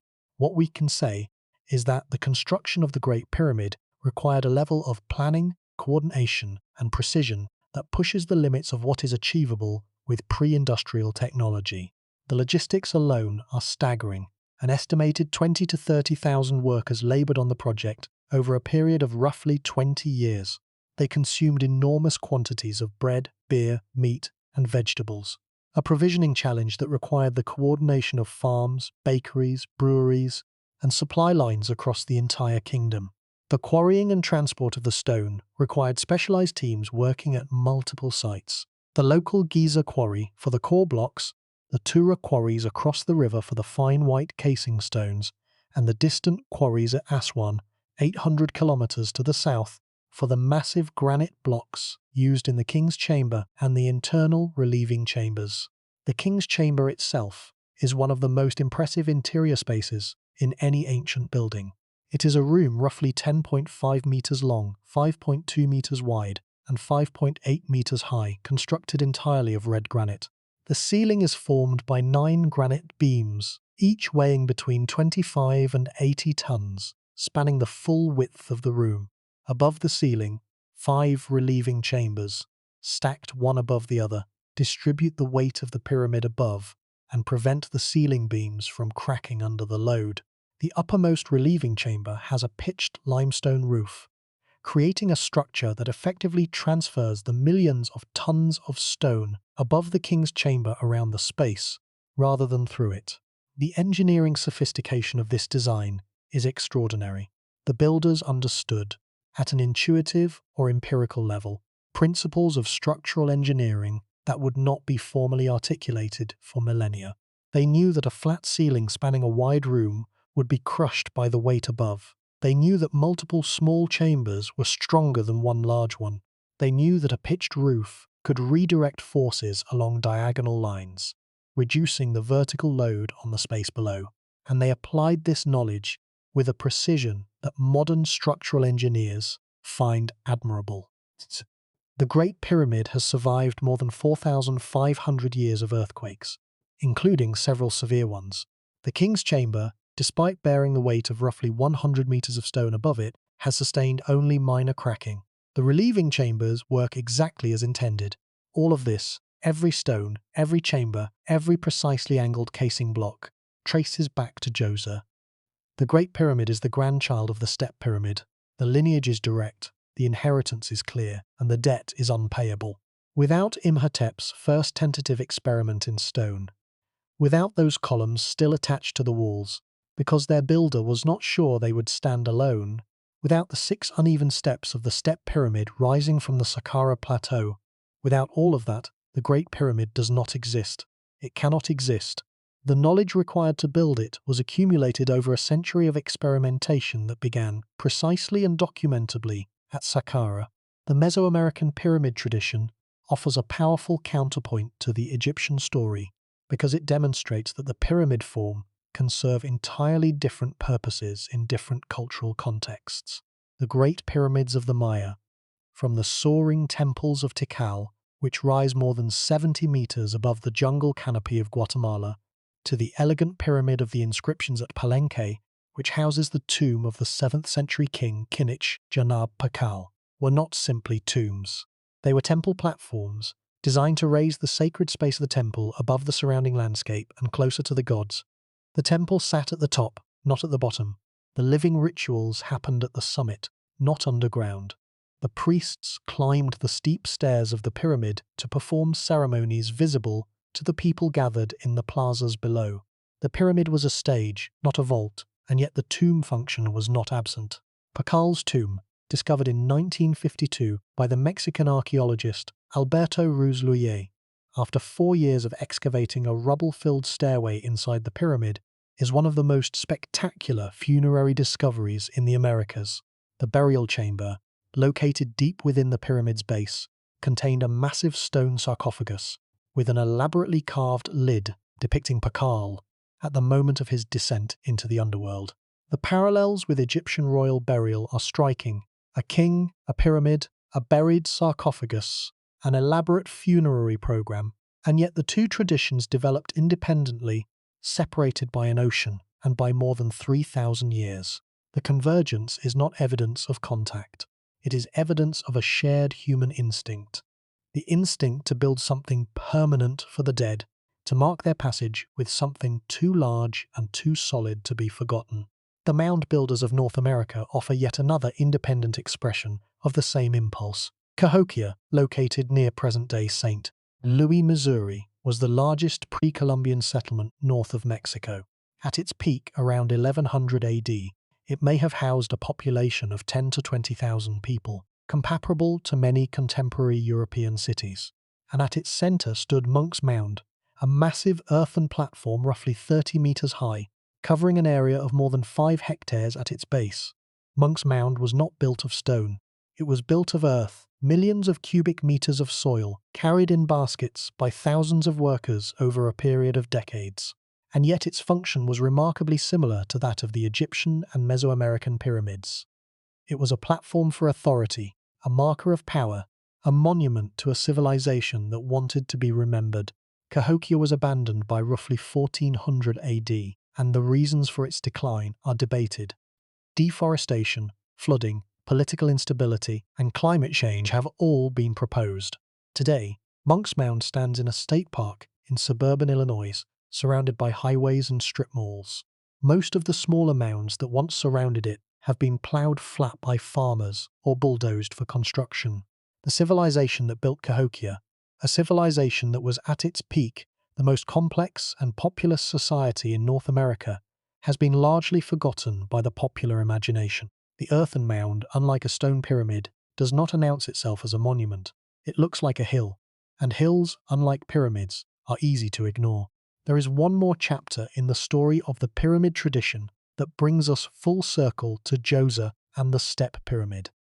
A chapter that is often overlooked because it involves not triumph but decline. After the heights of the 4th dynasty, after Khufu, Khafre, and Menkaure built their 3 great pyramids at Giza, the pyramid tradition continued, but it never again reached the same scale. The pyramids of the 5th and 6th dynasties are smaller, less precisely built, and made of lower quality materials than their 4th dynasty predecessors. The Pyramid of Unas, the last king of the 5th dynasty, is barely half the height of the Great Pyramid, and has deteriorated so badly that it resembles a mound of rubble more than a geometric monument. And yet the Pyramid of Unas contains something that no earlier pyramid possesses: writing. The walls of Unas's burial chamber are covered with the pyramid texts, the oldest religious texts in the world, a collection of spells, prayers, and incantations designed to guide the dead king through the afterlife and ensure his resurrection among the stars. The appearance of the pyramid texts represents a profound shift in the theology of royal burial. Djoser's underground chambers were decorated but not inscribed. The blue faience tiles and carved reliefs conveyed meaning through image, not through language. The Great Pyramid of Khufu contains no text whatsoever. Its bare granite chambers are silent, the walls smooth and uninscribed. But by the end of the 5th dynasty, the Egyptians had concluded that images and architecture were not sufficient. The dead king needed words, specific, precisely formulated spells that could activate the machinery of resurrection and guide the royal spirit through the dangers of the underworld to its ultimate destination in the sky. "O king, you have not departed dead, you have departed alive," reads one passage from the pyramid texts. "Sit upon your iron throne, receive your bread from the gods. The sky speaks, the earth trembles, at the arrival of the god." These words, carved into the limestone walls of a cramped underground chamber, were not meant to be read by the living. They were meant to be heard by the dead, to echo in the darkness of the burial chamber for all eternity, sustaining the king's spirit through the spoken power of language. The transition from Djoser's silent chambers to Unas's inscribed ones represents a fundamental change in how the Egyptians understood the relationship between architecture and immortality. Stone was no longer enough, words were needed too. The decline of the pyramid tradition after the Sixth Dynasty was not a smooth descent but a series of collapses and partial revivals. The first intermediate period, the century and a half of fragmentation that followed the end of the Old Kingdom, saw the complete cessation of royal pyramid building. When the pharaohs of the Middle Kingdom reunified Egypt around 2040 BC, they revived the pyramid tradition, but on a reduced scale. The pyramids of the 12th dynasty, built at sites like Dashur, Lahan, and Hawara, used mud brick cores with stone casing, rather than the solid stone construction of the Old Kingdom pyramids. They were cheaper to build, faster to complete, and far less durable. Most of them have collapsed into shapeless mounds, their mud brick cores exposed and eroding after the stone casing was stripped away by later builders. The last royal pyramids in Egypt were built during the Second Intermediate Period, around 1700 BC, roughly 1,000 years after Djoser. They were small, crude, and architecturally undistinguished. After that, the pyramid form was abandoned by Egyptian kings entirely, replaced by the rock-cut tombs of the Valley of the Kings. The tradition that Djoser had inaugurated, the tradition that had produced the most iconic monuments in human history, lasted roughly a millennium, 1,000 years of pyramid building, beginning with the step pyramid and ending with the modest mud brick structures of the 17th dynasty. That is a long time by any standard, but it is not eternity, and it is not even close to the 4,600 years that the step pyramid itself has endured. The pyramids outlasted their own tradition. The monuments survived the culture that produced them, and in surviving, they became something their builders never intended. Not guarantees of immortality, but objects of wonder, mystery, and speculation for every subsequent civilization that encountered them. There is a story, possibly apocryphal, that Napoleon Bonaparte, standing in the shadow of the Great Pyramid during his Egyptian campaign of 1798, calculated that the stone in the three Giza pyramids could be used to build a wall 3 meters high and 1 meter thick around the entire border of France. The calculation, whether accurate or not, captures something essential about the pyramids: their sheer volume of material, the staggering quantity of human effort embedded in their stone. The Egyptian pyramid building program consumed more cut stone than any other construction project in the ancient world. The labor invested in the pyramids was not merely impressive, it was, by the standards of its time, almost inconceivable, and all of it began with Djoser, with a king who looked at the mud brick tombs of his ancestors and decided that they were not enough, with an architect who looked at the limestone cliffs of Saqqara and saw not a quarry but a building material, with a civilization that was just beginning to understand its own power, its ability to organize labor on a massive scale, to manage resources across a vast territory, to imagine structures that had never existed and then make them real. The question that haunts every consideration of the pyramid tradition is whether it was worth it. The investment was colossal. The resources devoted to pyramid building could have been used for irrigation, for trade, for military expansion, for any number of purposes that might have strengthened the Egyptian state in more practical ways. But the Egyptians did not build pyramids for practical reasons. They built them for theological ones. Because they believed that the king's survival was essential to the survival of the cosmos, and because they believed that stone could guarantee what mud brick could not. Were they right? The theology is beyond our ability to evaluate, but the architecture speaks for itself. The step pyramid has survived for more than 4,600 years. It has outlasted every other type of structure built in the same period. Every mud brick palace, every wooden granary, every reed hut, every painted plaster wall. The stone endured, and in enduring it preserved the name and the memory of the king who built it, which was, in the end, the entire point. But beyond the question of worth lies a question of meaning. The meaning not just of one pyramid, but of the global phenomenon of monumental construction. Why do human beings, across every continent and in every era, feel the need to build large? Why do civilizations invest resources they can ill afford in structures that serve no practical purpose? The pyramids of Egypt did not irrigate fields. The ziggurats of Mesopotamia did not store grain. The temple pyramids of the Maya did not house the living. The mounds of Cahokia did not defend against invasion. And yet every one of these civilizations, working independently, in different environments with different technologies, made the same choice: to build something monumental, something visible, something that said to the world and to the future, "We were here." The anthropologist Bruce Trigger, in his comparative study of early civilizations, identified monumental architecture as one of the universal features of complex societies. Trigger argued that the construction of large public buildings served multiple functions. It demonstrated the power of the ruling elite. It reinforced social hierarchy. It provided a focus for communal identity. And it created a permanent marker of the civilization's existence. The specific form of the monument, pyramid, ziggurat, mound, cathedral, varied from culture to culture, but the impulse was universal.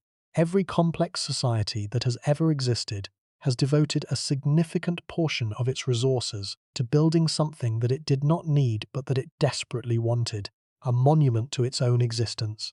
Djoser's step pyramid was the first stone expression of this universal impulse. It was not the first monument, it was not the first large building, but it was the first building that combined three elements that no previous structure had: stone construction, monumental scale, and deliberate permanence. Mud brick monuments are large but impermanent. Stone buildings before Djoser were small but durable. The step pyramid was large, durable, and permanent. The first human structure designed to last not for decades or centuries but for millennia. And in that combination, in the marriage of scale and permanence, something genuinely new entered the world. The legacy of that innovation is visible everywhere we look. Every stone cathedral in Europe, every granite government building in Washington, every marble courthouse in every county seat in America, all of them inherit, however distantly, the fundamental idea that Imhotep pioneered at Saqqara. That stone is the material of permanence, and that important buildings should be built to last. The idea seems obvious now. It was not obvious in 2670 BC. It was radical, it was untested, and it was right. The step pyramid proved that human beings could build for eternity, or something close to it. And that proof changed the way every subsequent civilization thought about architecture, about power, and about the relationship between the living and the dead. Djoser and Imhotep did not just build a pyramid, they changed the terms on which human beings negotiate with time. And there is one more parallel that deserves mention, because it illuminates the step pyramid's significance from an unexpected angle. The Gothic cathedrals of medieval Europe, Notre Dame de Paris, Chartres, Cologne, Canterbury, were, in their own era, the equivalent of the Egyptian pyramids.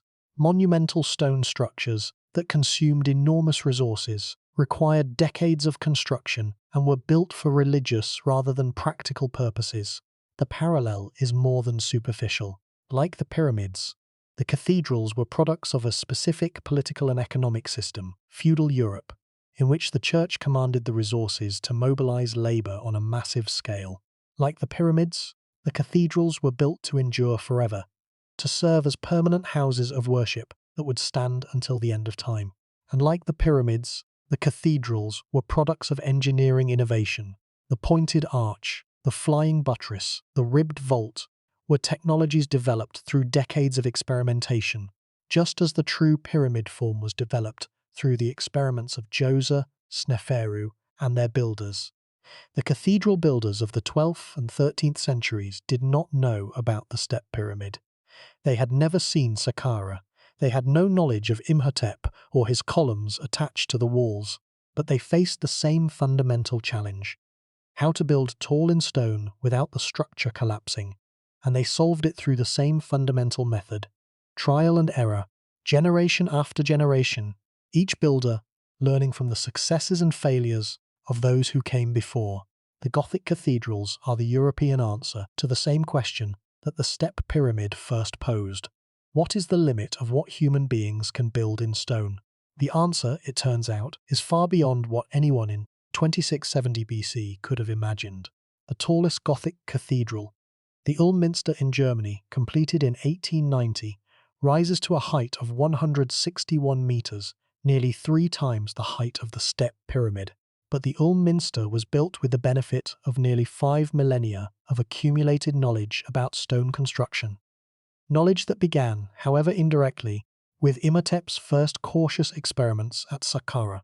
The chain of inheritance is long and circuitous, passing through Roman concrete, Byzantine domes, and Romanesque arches before reaching the Gothic pinnacle. But the chain is real, and its first link is the step pyramid. There is a moment, late in the study of any monumental ruin, when the facts stop being sufficient. The dimensions have been recorded, the construction phases have been identified, the archaeological debates have been surveyed. And yet something remains, something that the measurements and the theories do not capture. It is the feeling of standing at the base of a structure that was built by people who are gone for reasons that were urgent to them, and that are now, in many cases, incomprehensible to us. It is the feeling of looking up at 60 meters of stacked limestone and trying to understand not how it was built, but why. Why did Djoser build the step pyramid? The religious explanation is clear. He wanted to live forever. The political explanation is clear. He wanted to demonstrate the power of the state. The architectural explanation is clear. He had an architect of extraordinary genius who showed him what was possible. But beneath all of these explanations, there is something else. Something that is not explained by theology, politics, or engineering. It is the human need to defy impermanence. The need to make something that will outlast the person who made it.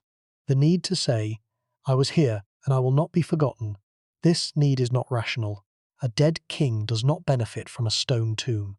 His body does not know whether it lies in mud brick or limestone.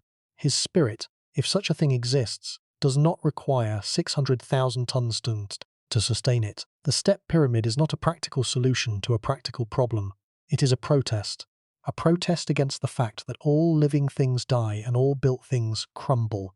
Djoser was protesting against the condition of being mortal, and the protest was effective, not because it saved his soul, but because it preserved his name. 4,600 years after his death, we are talking about him. That is a form of immortality, even if it is not the form he intended. Let that sink in. A man who lived and died more than 4,600 years ago, before the alphabet was invented, before iron was smelted, before the horse was domesticated, is still being discussed, studied, and wondered about today. Not because he wrote a book that survived, not because his face was photographed or his voice was recorded, but because he built something so massive, so permanent, and so astonishing that it could not be ignored, could not be destroyed, and could not be forgotten. The step pyramid is the longest-running argument against oblivion in human history. It has been making its case for 46 centuries, and it has not yet been refuted. But the argument is not without its costs. The stone endures, the man does not. Djoser's mummy has never been found. The robbers who entered his tomb in antiquity, whether centuries or millennia after his death, removed everything of value, including the body. The magnificent burial chamber, with its granite walls and its 3.5-ton granite plug, was emptied. The 40,000 stone vessels were scattered. The blue faience tiles were pried from the walls. The king for whom the first pyramid was built was treated, in the end, like any other source of treasure, looted, dismantled, and discarded. This is the paradox at the heart of the pyramid tradition. The monuments were built to protect the dead, but the very magnificence of the monuments attracted the people who would violate them. A modest grave, hidden in the desert, might go unnoticed for millennia. A 60-meter pyramid, visible from kilometers away, is an invitation. It says, "Here lies something valuable," and that invitation has been accepted, repeatedly, by tomb robbers from every era of Egyptian history. The pharaohs built their pyramids to guarantee their eternal safety. Instead, they guaranteed their eternal vulnerability. By the time of the New Kingdom, more than 1,000 years after Djoser, the pharaohs had learned this lesson. They abandoned the pyramid form entirely and began burying their dead in hidden tombs cut into the cliffs of the Valley of the Kings near Thebes. The logic was clear. If the monuments attract the robbers, then eliminate the monuments. Hide the tomb, disguise the entrance, place the burial where no one will find it. The strategy worked, for a time. Tutankhamun's tomb, sealed in roughly 1323 BC, remained undiscovered for more than 3,000 years until Howard Carter found it in 1922. But most of the other royal tombs in the Valley of the Kings were robbed in antiquity, some within decades of their sealing. The war between the living and the dead, between the builders who sought to protect the burial and the robbers who sought to plunder it, was, in the end, a war the builders could not win. And it was Djoser who started that war, not intentionally, not knowingly, but inevitably. The moment he decided to build something magnificent, something visible, something permanent, something that announced to the world that a great king lay within, he set in motion a dynamic that would haunt Egyptian civilization for 3,000 years. The pyramid was both a shield and a target. It protected the king's body from the elements, but exposed it to the greed of his fellow human beings. The more magnificent the tomb, the greater the temptation. And the temptation proved, in every case, irresistible. This is not science fiction. This is the documented reality of every royal burial in ancient Egypt. No pyramid tomb has been found intact. No pharaoh of the Old Kingdom has been discovered in his original burial place, undisturbed. The entire pyramid tradition, 5 centuries of construction, millions of tons of stone, countless hours of human labor, failed to accomplish its primary purpose. The kings did not rest in peace. Their tombs were violated, their bodies were taken, their treasure was stolen. The pyramids stand as monuments to the failure of their own mission. And yet they stand. That is the extraordinary thing. The mission failed, but the monuments survived. The kings are gone, but the pyramids remain. And in their remaining, in their sheer, stubborn, immovable persistence, they accomplish something that the kings never intended. They do not preserve the body of the king. They preserve the idea of the king. They do not guarantee the king's afterlife. They guarantee his memory. Djoser's body is dust, but Djoser's name is spoken. And in the particular theology of ancient Egypt, where the survival of the name was considered essential to the survival of the soul, that may in fact be enough. The Egyptians believed that to speak the name of the dead was to make them live again. The offering formula inscribed on thousands of Egyptian tombs begins with the phrase, "an offering which the king gives," and ends with the name of the deceased. A name that, when spoken aloud by a visitor, was believed to sustain the spirit of the dead person in the afterlife. The technology of immortality, in the Egyptian understanding, was not stone, it was language. The pyramid was just the vessel. The name was the cargo, Djoser, Netjeriket, the divine of body.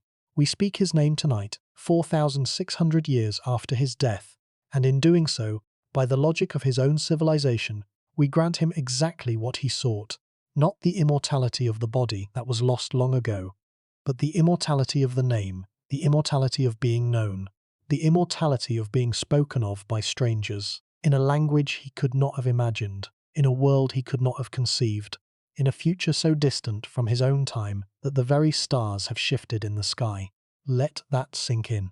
The entire apparatus of the step pyramid, the 600,000 tons of stone, the 5.5 kilometers of underground tunnels, the 15 hectares of enclosure, the blue faience tiles, the carved reliefs, the granite burial chamber, all of it was designed to achieve one thing. And that one thing, in the end, was achieved not by the stone, but by the speaking of a name. The deeper truth of the step pyramid is not that stone endures. It is that meaning endures, but only if someone is there to receive it. The pyramid is a message. The message says, "I was here, I mattered, remember me." The message has been transmitted, unbroken, for more than 4,600 years. But it requires a receiver. It requires someone to look at the pyramid and understand what it means. It requires someone to speak the name. If no one speaks the name, the pyramid becomes what it physically is, a pile of stones. Impressive, yes. Enduring, yes. But meaningless. A geological feature rather than a human achievement. The difference between a mountain and a monument is not physical, it is cognitive. A mountain exists whether or not anyone sees it. A monument exists only when it is understood, and this is the fragility that lies at the heart of even the most permanent human achievement.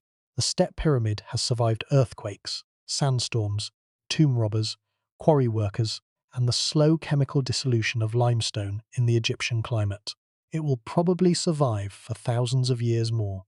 but it will cease to be a monument, will cease to mean what Djoser intended it to mean. The moment the last person who understands its significance looks at it and sees only stone, the survival of the building is not enough. The survival of the knowledge is what matters. And knowledge, as we have seen repeatedly throughout this journey, is far more fragile than stone. The history of Egyptology itself demonstrates this fragility. For 1400 years, from the closure of the Egyptian temples in the late 4th century AD to Champollion's decipherment of the Rosetta Stone in 1822, the ability to read hieroglyphics was lost. The pyramids stood, the temples stood. The inscriptions covered every surface with information, names, dates, prayers, histories, astronomical observations, medical prescriptions, and none of it could be read. The stone survived. The meaning did not. During those 1400 years of silence, the pyramids were objects of fantasy rather than history. Medieval Arab writers speculated that they were the granaries of the biblical Joseph, built to store grain during the 7 years of plenty. European travellers described them as the work of giants or sorcerers. No one understood what they were, who built them, or why. The pyramids had been stripped of their knowledge, their inscriptions unreadable, their context forgotten, their builders unknown. They were, during those centuries, exactly what we feared they might become. Piles of stone, impressive piles, enduring piles, but piles whose human meaning had been erased as surely as if the stones themselves had been ground to dust. Champollion's decipherment changed that. By unlocking the hieroglyphic script, he gave the pyramids their voices back. The inscriptions could be read, the names could be spoken, the histories could be reconstructed. Djoser was no longer a nameless king buried under a nameless pile of stone. He was Necherikhet, the divine of body, the Pharaoh of the Third Dynasty, the man who commissioned the first monumental stone building in human history. Imhotep was no longer a forgotten servant. He was the architect, the priest, the polymath, the deified genius. The Step Pyramid was no longer a mysterious ruin. It was a datable, interpretable, meaningful monument, a building with a story, a purpose, and a place in the chain of human achievement. But this recovery of meaning was not inevitable. It was contingent. It depended on a single artifact, the Rosetta Stone, a slab of granodiorite inscribed with the same text in 3 scripts, including hieroglyphics and ancient Greek, surviving intact through 2 millennia of neglect, repurposing, and military conflict. The stone was found by accident during Napoleon's Egyptian campaign of 1799, by a French officer supervising the repair of a fort near the town of Rosetta. It was not discovered by a scholar but by a soldier, embedded in the wall of a medieval fortification where it had been used as building material. If the stone had been broken, if the Greek text had been eroded, if the fort had never been repaired and the stone had remained buried, the hieroglyphic script might still be unreadable today. The pyramids might still be silent, and Djoser's name might never have been spoken again. This is the thread by which the knowledge of an entire civilization hangs. Not a cable, a thread, a single artifact, surviving by luck, found by chance, deciphered by a genius who happened to be born at the right time and in the right place. Remove any element from that chain. Remove the stone, remove Napoleon's invasion, remove Champollion's linguistic brilliance, and the chain breaks, and the silence continues. We tell ourselves that knowledge, once created, is permanent, that discoveries once made cannot be unmade. But the history of the pyramids tells a different story. Knowledge is not permanent. It is maintained. It is passed from one generation to the next through institutions, schools, libraries, temples, universities, that require continuous funding, continuous attention, and continuous renewal. When those institutions fail, the knowledge they maintain is at risk, and when the knowledge is lost, the achievements it describes become meaningless. Monuments without context, buildings without stories, stones without names. The story of Djoser and the Step Pyramid is in this sense a story about the relationship between permanence and meaning. The pyramid is permanent. It will almost certainly outlast our own civilization, as it has outlasted every civilization that has existed since it was built. But its meaning is not permanent. Its meaning depends on the continued existence of people who understand what it is, who know who built it, who can read the inscriptions and interpret the architecture and connect the building to the civilization that produced it. Without those people, the pyramid is just a structure. With them, it is a window into the first great chapter of human architectural ambition. We are those people, right now, tonight. We are the receivers of the message that Djoser sent 4,600 years ago. We are the ones who speak his name and understand what it means. And the question that his story leaves us with is whether we will pass that understanding on. Whether the chain of knowledge that connects us to Djoser will hold for another generation, another century, another millennium, or whether it will break as it has broken before and leave the pyramid standing in silence, waiting for someone to give it meaning again. The modern world has its own monuments, its own attempts to send messages across time. The Voyager Golden Records, launched into space in 1977, carry sounds and images from Earth on gold-plated copper discs designed to last 1 billion years in the vacuum of space. The Long Now Foundation's Clock of the Long Now, currently under construction inside a mountain in western Texas, is designed to keep time for 10,000 years, a mechanical monument to the idea that human beings should think about the distant future. The nuclear waste storage facility at Onkalo, in Finland, is designed to contain radioactive material for 100,000 years, a span of time so vast that the designers had to consider whether any human language or symbol system could possibly remain comprehensible for that long. These modern monuments share Djoser's fundamental ambition to send a message across an interval of time so vast that the sender and the receiver will have nothing in common except their humanity, and they face the same fundamental challenge. The message is only as durable as the understanding that accompanies it. A gold-plated disc in interstellar space is meaningless without the decoding instructions engraved on its cover. A clock that keeps time for 10,000 years is pointless if no one remembers what it was for. A nuclear waste facility sealed beneath a mountain will fail in its purpose if future civilizations do not understand the warning signs placed around it. Djoser's Step Pyramid is the oldest surviving attempt to solve this problem. It has lasted longer than any other human monument, and the fact that we can still read it, that we can still look at the stepped limestone tower and understand that it was a tomb built by a king, designed by an architect, intended to guarantee immortality, is not a testament to the permanence of stone. It is a testament to the persistence of human curiosity. The chain of understanding was broken for 1,400 years, but it was reforged by Champollion, by Petrie, by Lauer, by the generations of archaeologists who have devoted their careers to the study of the Step Pyramid and the civilization that produced it. The knowledge was lost and then recovered. The meaning was erased and then restored. And the pyramid, which had stood in silence for more than a millennium, speaks again. That recovery is not guaranteed to last.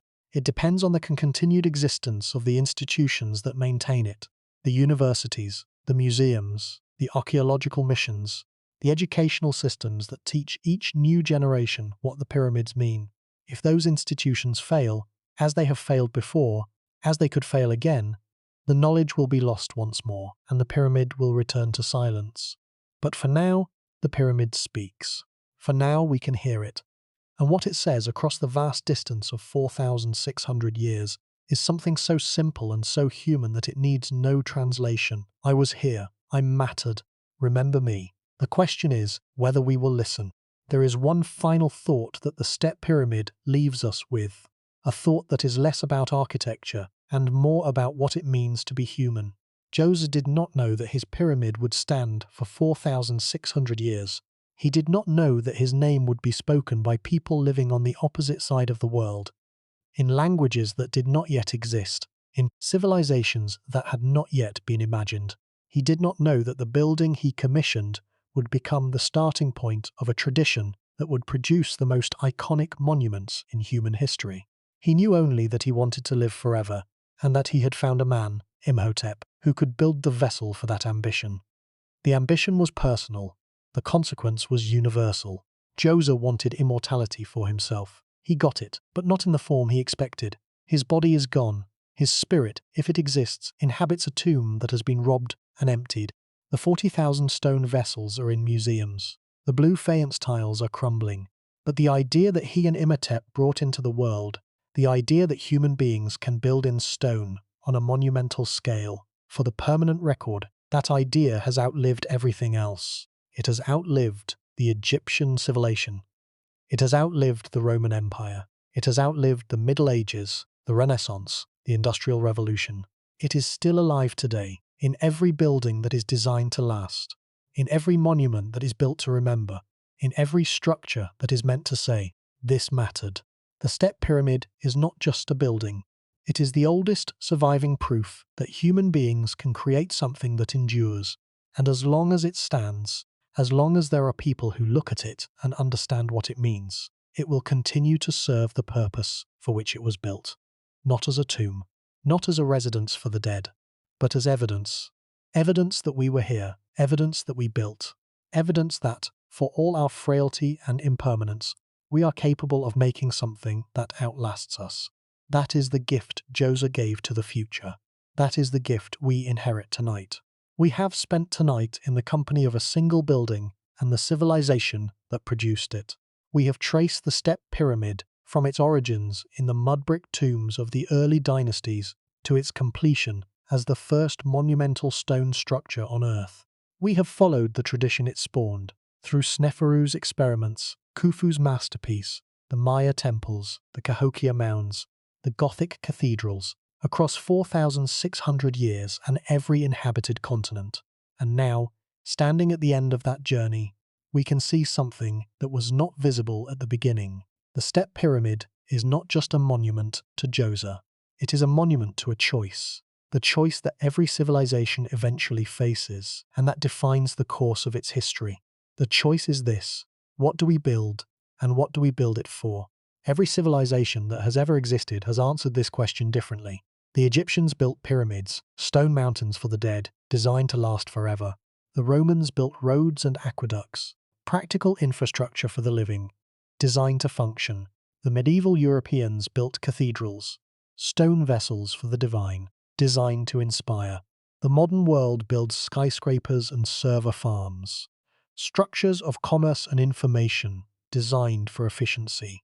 Each answer reveals something essential about the civilization that gave it.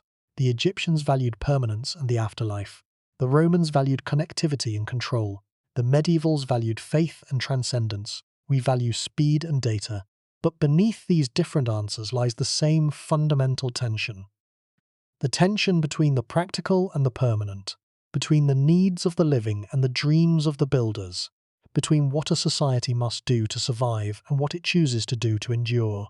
Djoser chose permanence. He chose to redirect an enormous portion of his kingdom's resources toward a building that had no practical function, that housed no living person, stored no grain, defended no border. And in doing so, he created the most enduring structure on Earth. The implication is uncomfortable. The most permanent things that human beings have built, the pyramids, the cathedrals, the great temples, are, almost without exception, the least practical. They do not feed people. They do not shelter the homeless. They do not irrigate fields or purify water or cure disease. They exist for reasons that transcend utility, for religious, political, or symbolic purposes that the people who built them considered more important than material comfort. And the fact that these impractical structures have outlasted every practical one, every granary, every warehouse, every irrigation canal, suggests something disturbing about the relationship between permanence and purpose. The things we build to last are not the things we need. The things we need are not the things we build to last. Our own civilization is, in this sense, the inverse of Djoser's. We build for function, not for permanence. Our most important structures, our data centers, our power plants, our communication towers, are designed to be efficient, not to endure. They are replaced every few decades as technology advances. Nothing we build today is designed to last 4,600 years. The Step Pyramid will almost certainly outlast every structure currently standing on the surface of the Earth. This is not a criticism. Our civilization has different priorities. We value innovation over permanence, adaptability over endurance, the new over the old. And these priorities have produced extraordinary achievements that the builders of the Step Pyramid could not have imagined. We have conquered diseases. We have connected the world with instantaneous communication. We have sent machines to the outer reaches of the solar system. We have achieved things that make the step pyramid look, in purely practical terms, like a quaint artifact of a simpler age. But we have not solved the problem that Djoser was trying to solve. We have not conquered impermanence. Our digital records, which contain more information than all the libraries of the ancient world combined, are stored on media that will be unreadable within decades. Our buildings are designed to be demolished and replaced within a century. Our very language will be as incomprehensible to people 3,000 years from now as the hieroglyphs were to the Arabs who conquered Egypt in the 7th century. The step pyramid forces us to ask, is that acceptable? Is it enough to achieve great things in the present, knowing that the record of those achievements will be lost? Or is there something valuable, something essential, about building for permanence, about making the deliberate choice to create something that will survive not just us but our civilization, our language, our entire way of life? Djoser answered that question with stone. His answer stands in the desert, 60 meters tall, 4,600 years old, and still waiting for the rest of us to decide whether we agree. The most unsettling realization that the step pyramid provokes is not about the past. It is about the future. We know what Djoser built 4,600 years ago because his building survived. We know his name because it was carved in stone. We know his architect because Imhotep's titles were inscribed on a statue base. We know the approximate date because the archaeological context has been analysed and cross-referenced with other dated material. All of this knowledge depends on physical survival, on the continued existence of objects that can be seen, touched, measured, and interpreted. What objects will survive from our civilization? What will archaeologists of the far future find when they excavate our cities? The concrete will have crumbled, the steel will have rusted, the glass will have shattered, the silicon chips will have corroded beyond recognition. What will remain? Perhaps some ceramics, perhaps some plastics, perhaps some stone monuments. But the content of our civilization, the thoughts, the discoveries, the art, the science, will be gone. Not because it was not recorded, but because the records are stored in formats that require electricity, software, and functioning hardware to access. Djoser's step pyramid will outlast our server farms. Imhotep's stone columns will outlast our fiber optic cables. The blue faience tiles in the underground galleries of Saqqara will outlast our touch screens.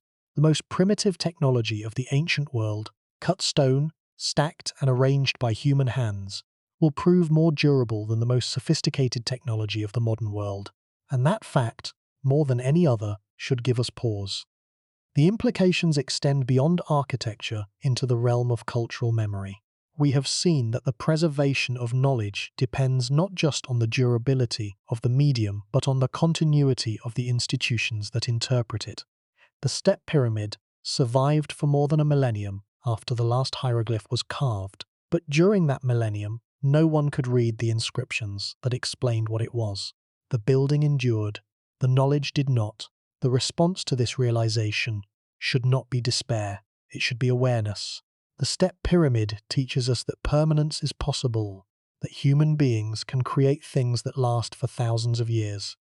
But it also teaches us that permanence requires effort. The step pyramid has survived not because stone is indestructible. It is not, as the crumbling casing stones and eroding core blocks demonstrate, but because the structure was built with such massive redundancy that it can lose significant portions of its material and still stand. This is the real lesson of the step pyramid. Not that stone is permanent, though it is more permanent than any other building material available to the ancient Egyptians. The real lesson is that the preservation of human achievement requires conscious, deliberate, sustained effort. It does not happen automatically. It does not happen by accident. It happens because people, archaeologists, historians, scribes, librarians, teachers, make the choice to preserve the past, generation after generation, century after century, millennium after millennium. Djoser made a choice. He chose to build in stone rather than mud brick. That choice has lasted 4,600 years. We make choices too, about what to preserve, how to preserve it, and how much effort to invest in the preservation. The quality of our choices will determine whether our civilization is remembered or forgotten. There is a building in the desert south of Cairo. It rises from the sand in 6 uneven steps, not smooth, not elegant, not perfect. Its surface is rough, its edges are worn. The fine white casing stones that once covered it have been stripped away, leaving the grey-brown core exposed to the elements. It does not look new. It does not look pristine. It looks exactly like what it is: the oldest monumental stone structure on Earth, weathered by more than 4,600 years of sun, wind and sand. This is the Step Pyramid of Saqqara, and it is still standing. That single fact, that it is still standing, is the most important thing about it. Not its architectural innovation, though that is extraordinary. Not its role in the development of the pyramid tradition, though that is central. Not its beauty, though it possesses a stark, austere beauty that photographs cannot capture.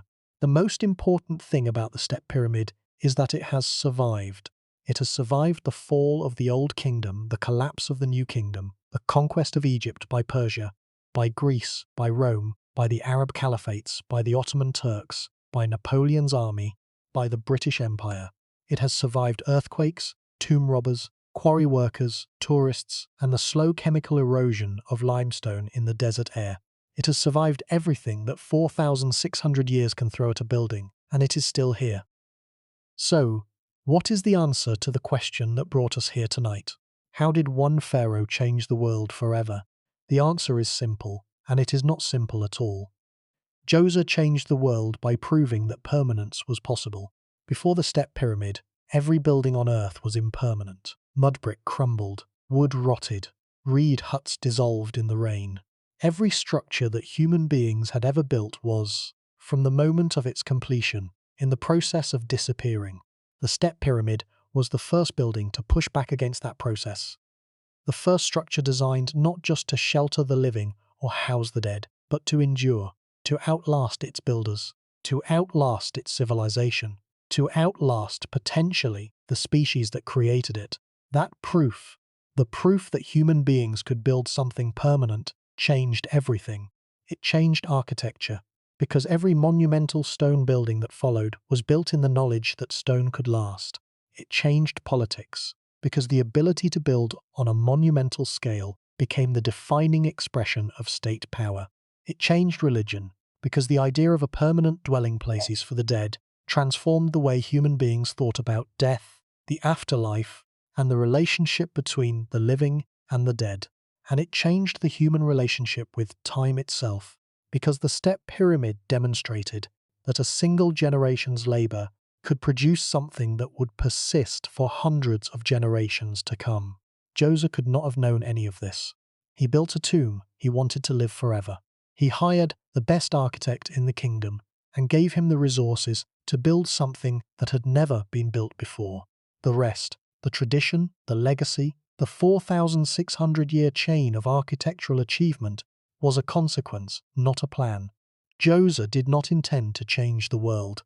He intended to save himself. But in trying to save himself, he gave the world something it had never had before: proof that we can build things that last. The modern traveller who visits Saqqara today walks through a landscape that is simultaneously ancient and ongoing. The Step Pyramid rises from the desert floor, surrounded by the ruins of its enclosure wall, its colonnades partially reconstructed by Lauer's decades of patient work. Beyond the complex, the Saqqara necropolis stretches across the plateau, a vast city of the dead, containing tombs from every era of Egyptian history, from the first dynasty to the Roman period. The air is dry, the sky is immense, the silence in the moments between tour groups is profound, and the pyramid stands, not as a ruin, not as a curiosity, not as a tourist attraction, though it is all of these things. It stands as evidence. Evidence of what human beings are capable of when ambition meets genius. Evidence of what a society can achieve when it commits itself fully to a single, overwhelming vision. Evidence that the impermanent creatures who inhabit this planet, who live for decades, who build civilizations for centuries, who remember for millennia at most, can sometimes create something that outlasts them all. Djoser's body is gone. His mummy lies somewhere unknown, stolen, scattered, dissolved into dust. The treasures that were buried with him have been dispersed across the museums of the world. The civilization he founded endured for 3,000 years and then fell silent. The language he spoke has not been spoken for more than 1,000 years. Everything that was perishable about Djoser has perished. But the stone remains, 60 meters of stacked limestone, rising from the desert in 6 uneven steps, older than almost anything else that human hands have made. It does not speak. It does not explain itself. It simply stands, patient, weathered, immovable, as it has stood since the reign of the Pharaoh who built it and the architect who imagined it. The oldest monument, the first pyramid, the beginning of everything that followed, and in the quiet of the Egyptian night, with the stars wheeling overhead in the same patterns they formed when the last capstone was placed, the step pyramid waits. Not for visitors, not for archaeologists, not for anyone in particular. It simply waits, as it has waited for 4,600 years, for the next person who will look at it and understand what it means. That person tonight is you.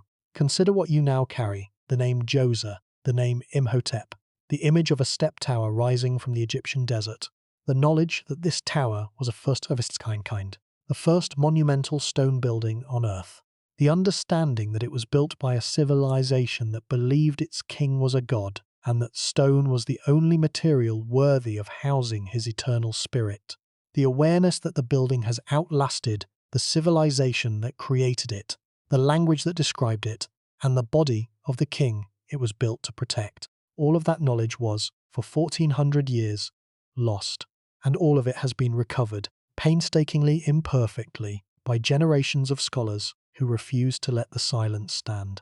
You are now part of that recovery. The chain of memory that connects Djoser to the present moment runs through you. What you do with that knowledge, whether you remember it, share it, pass it on, will determine whether the chain holds for one more link. The step pyramid does not need us. It will stand whether anyone visits it or not. The stones do not care about human memory. They are stone. They are indifferent. But we are not stone. We are the creatures who look at stone and see meaning. We are the ones who stand before a 4,600-year-old building and feel something: awe, grief, wonder, humility. We are the ones who speak the names of the dead, and in doing so, keep them alive. That is our gift. That is our burden. And that is our responsibility. The step pyramid waits. It has waited for 46 centuries. It will wait for 46 more. The question is not whether the building will survive. It will. The question is whether we will survive. Whether the chain of memory, the thread of understanding, the human capacity to look at the past and learn from it, will endure as long as the stone. The night is quiet over Saqqara, the stars turn in the sky, and the oldest pyramid on earth rises from the desert floor. 6 steps of stacked limestone, 60 meters tall, built by a king who wanted to live forever and an architect who showed him how. The king is gone. The architect is gone. The civilization they served has been silent for 1,000 years. But the building remains.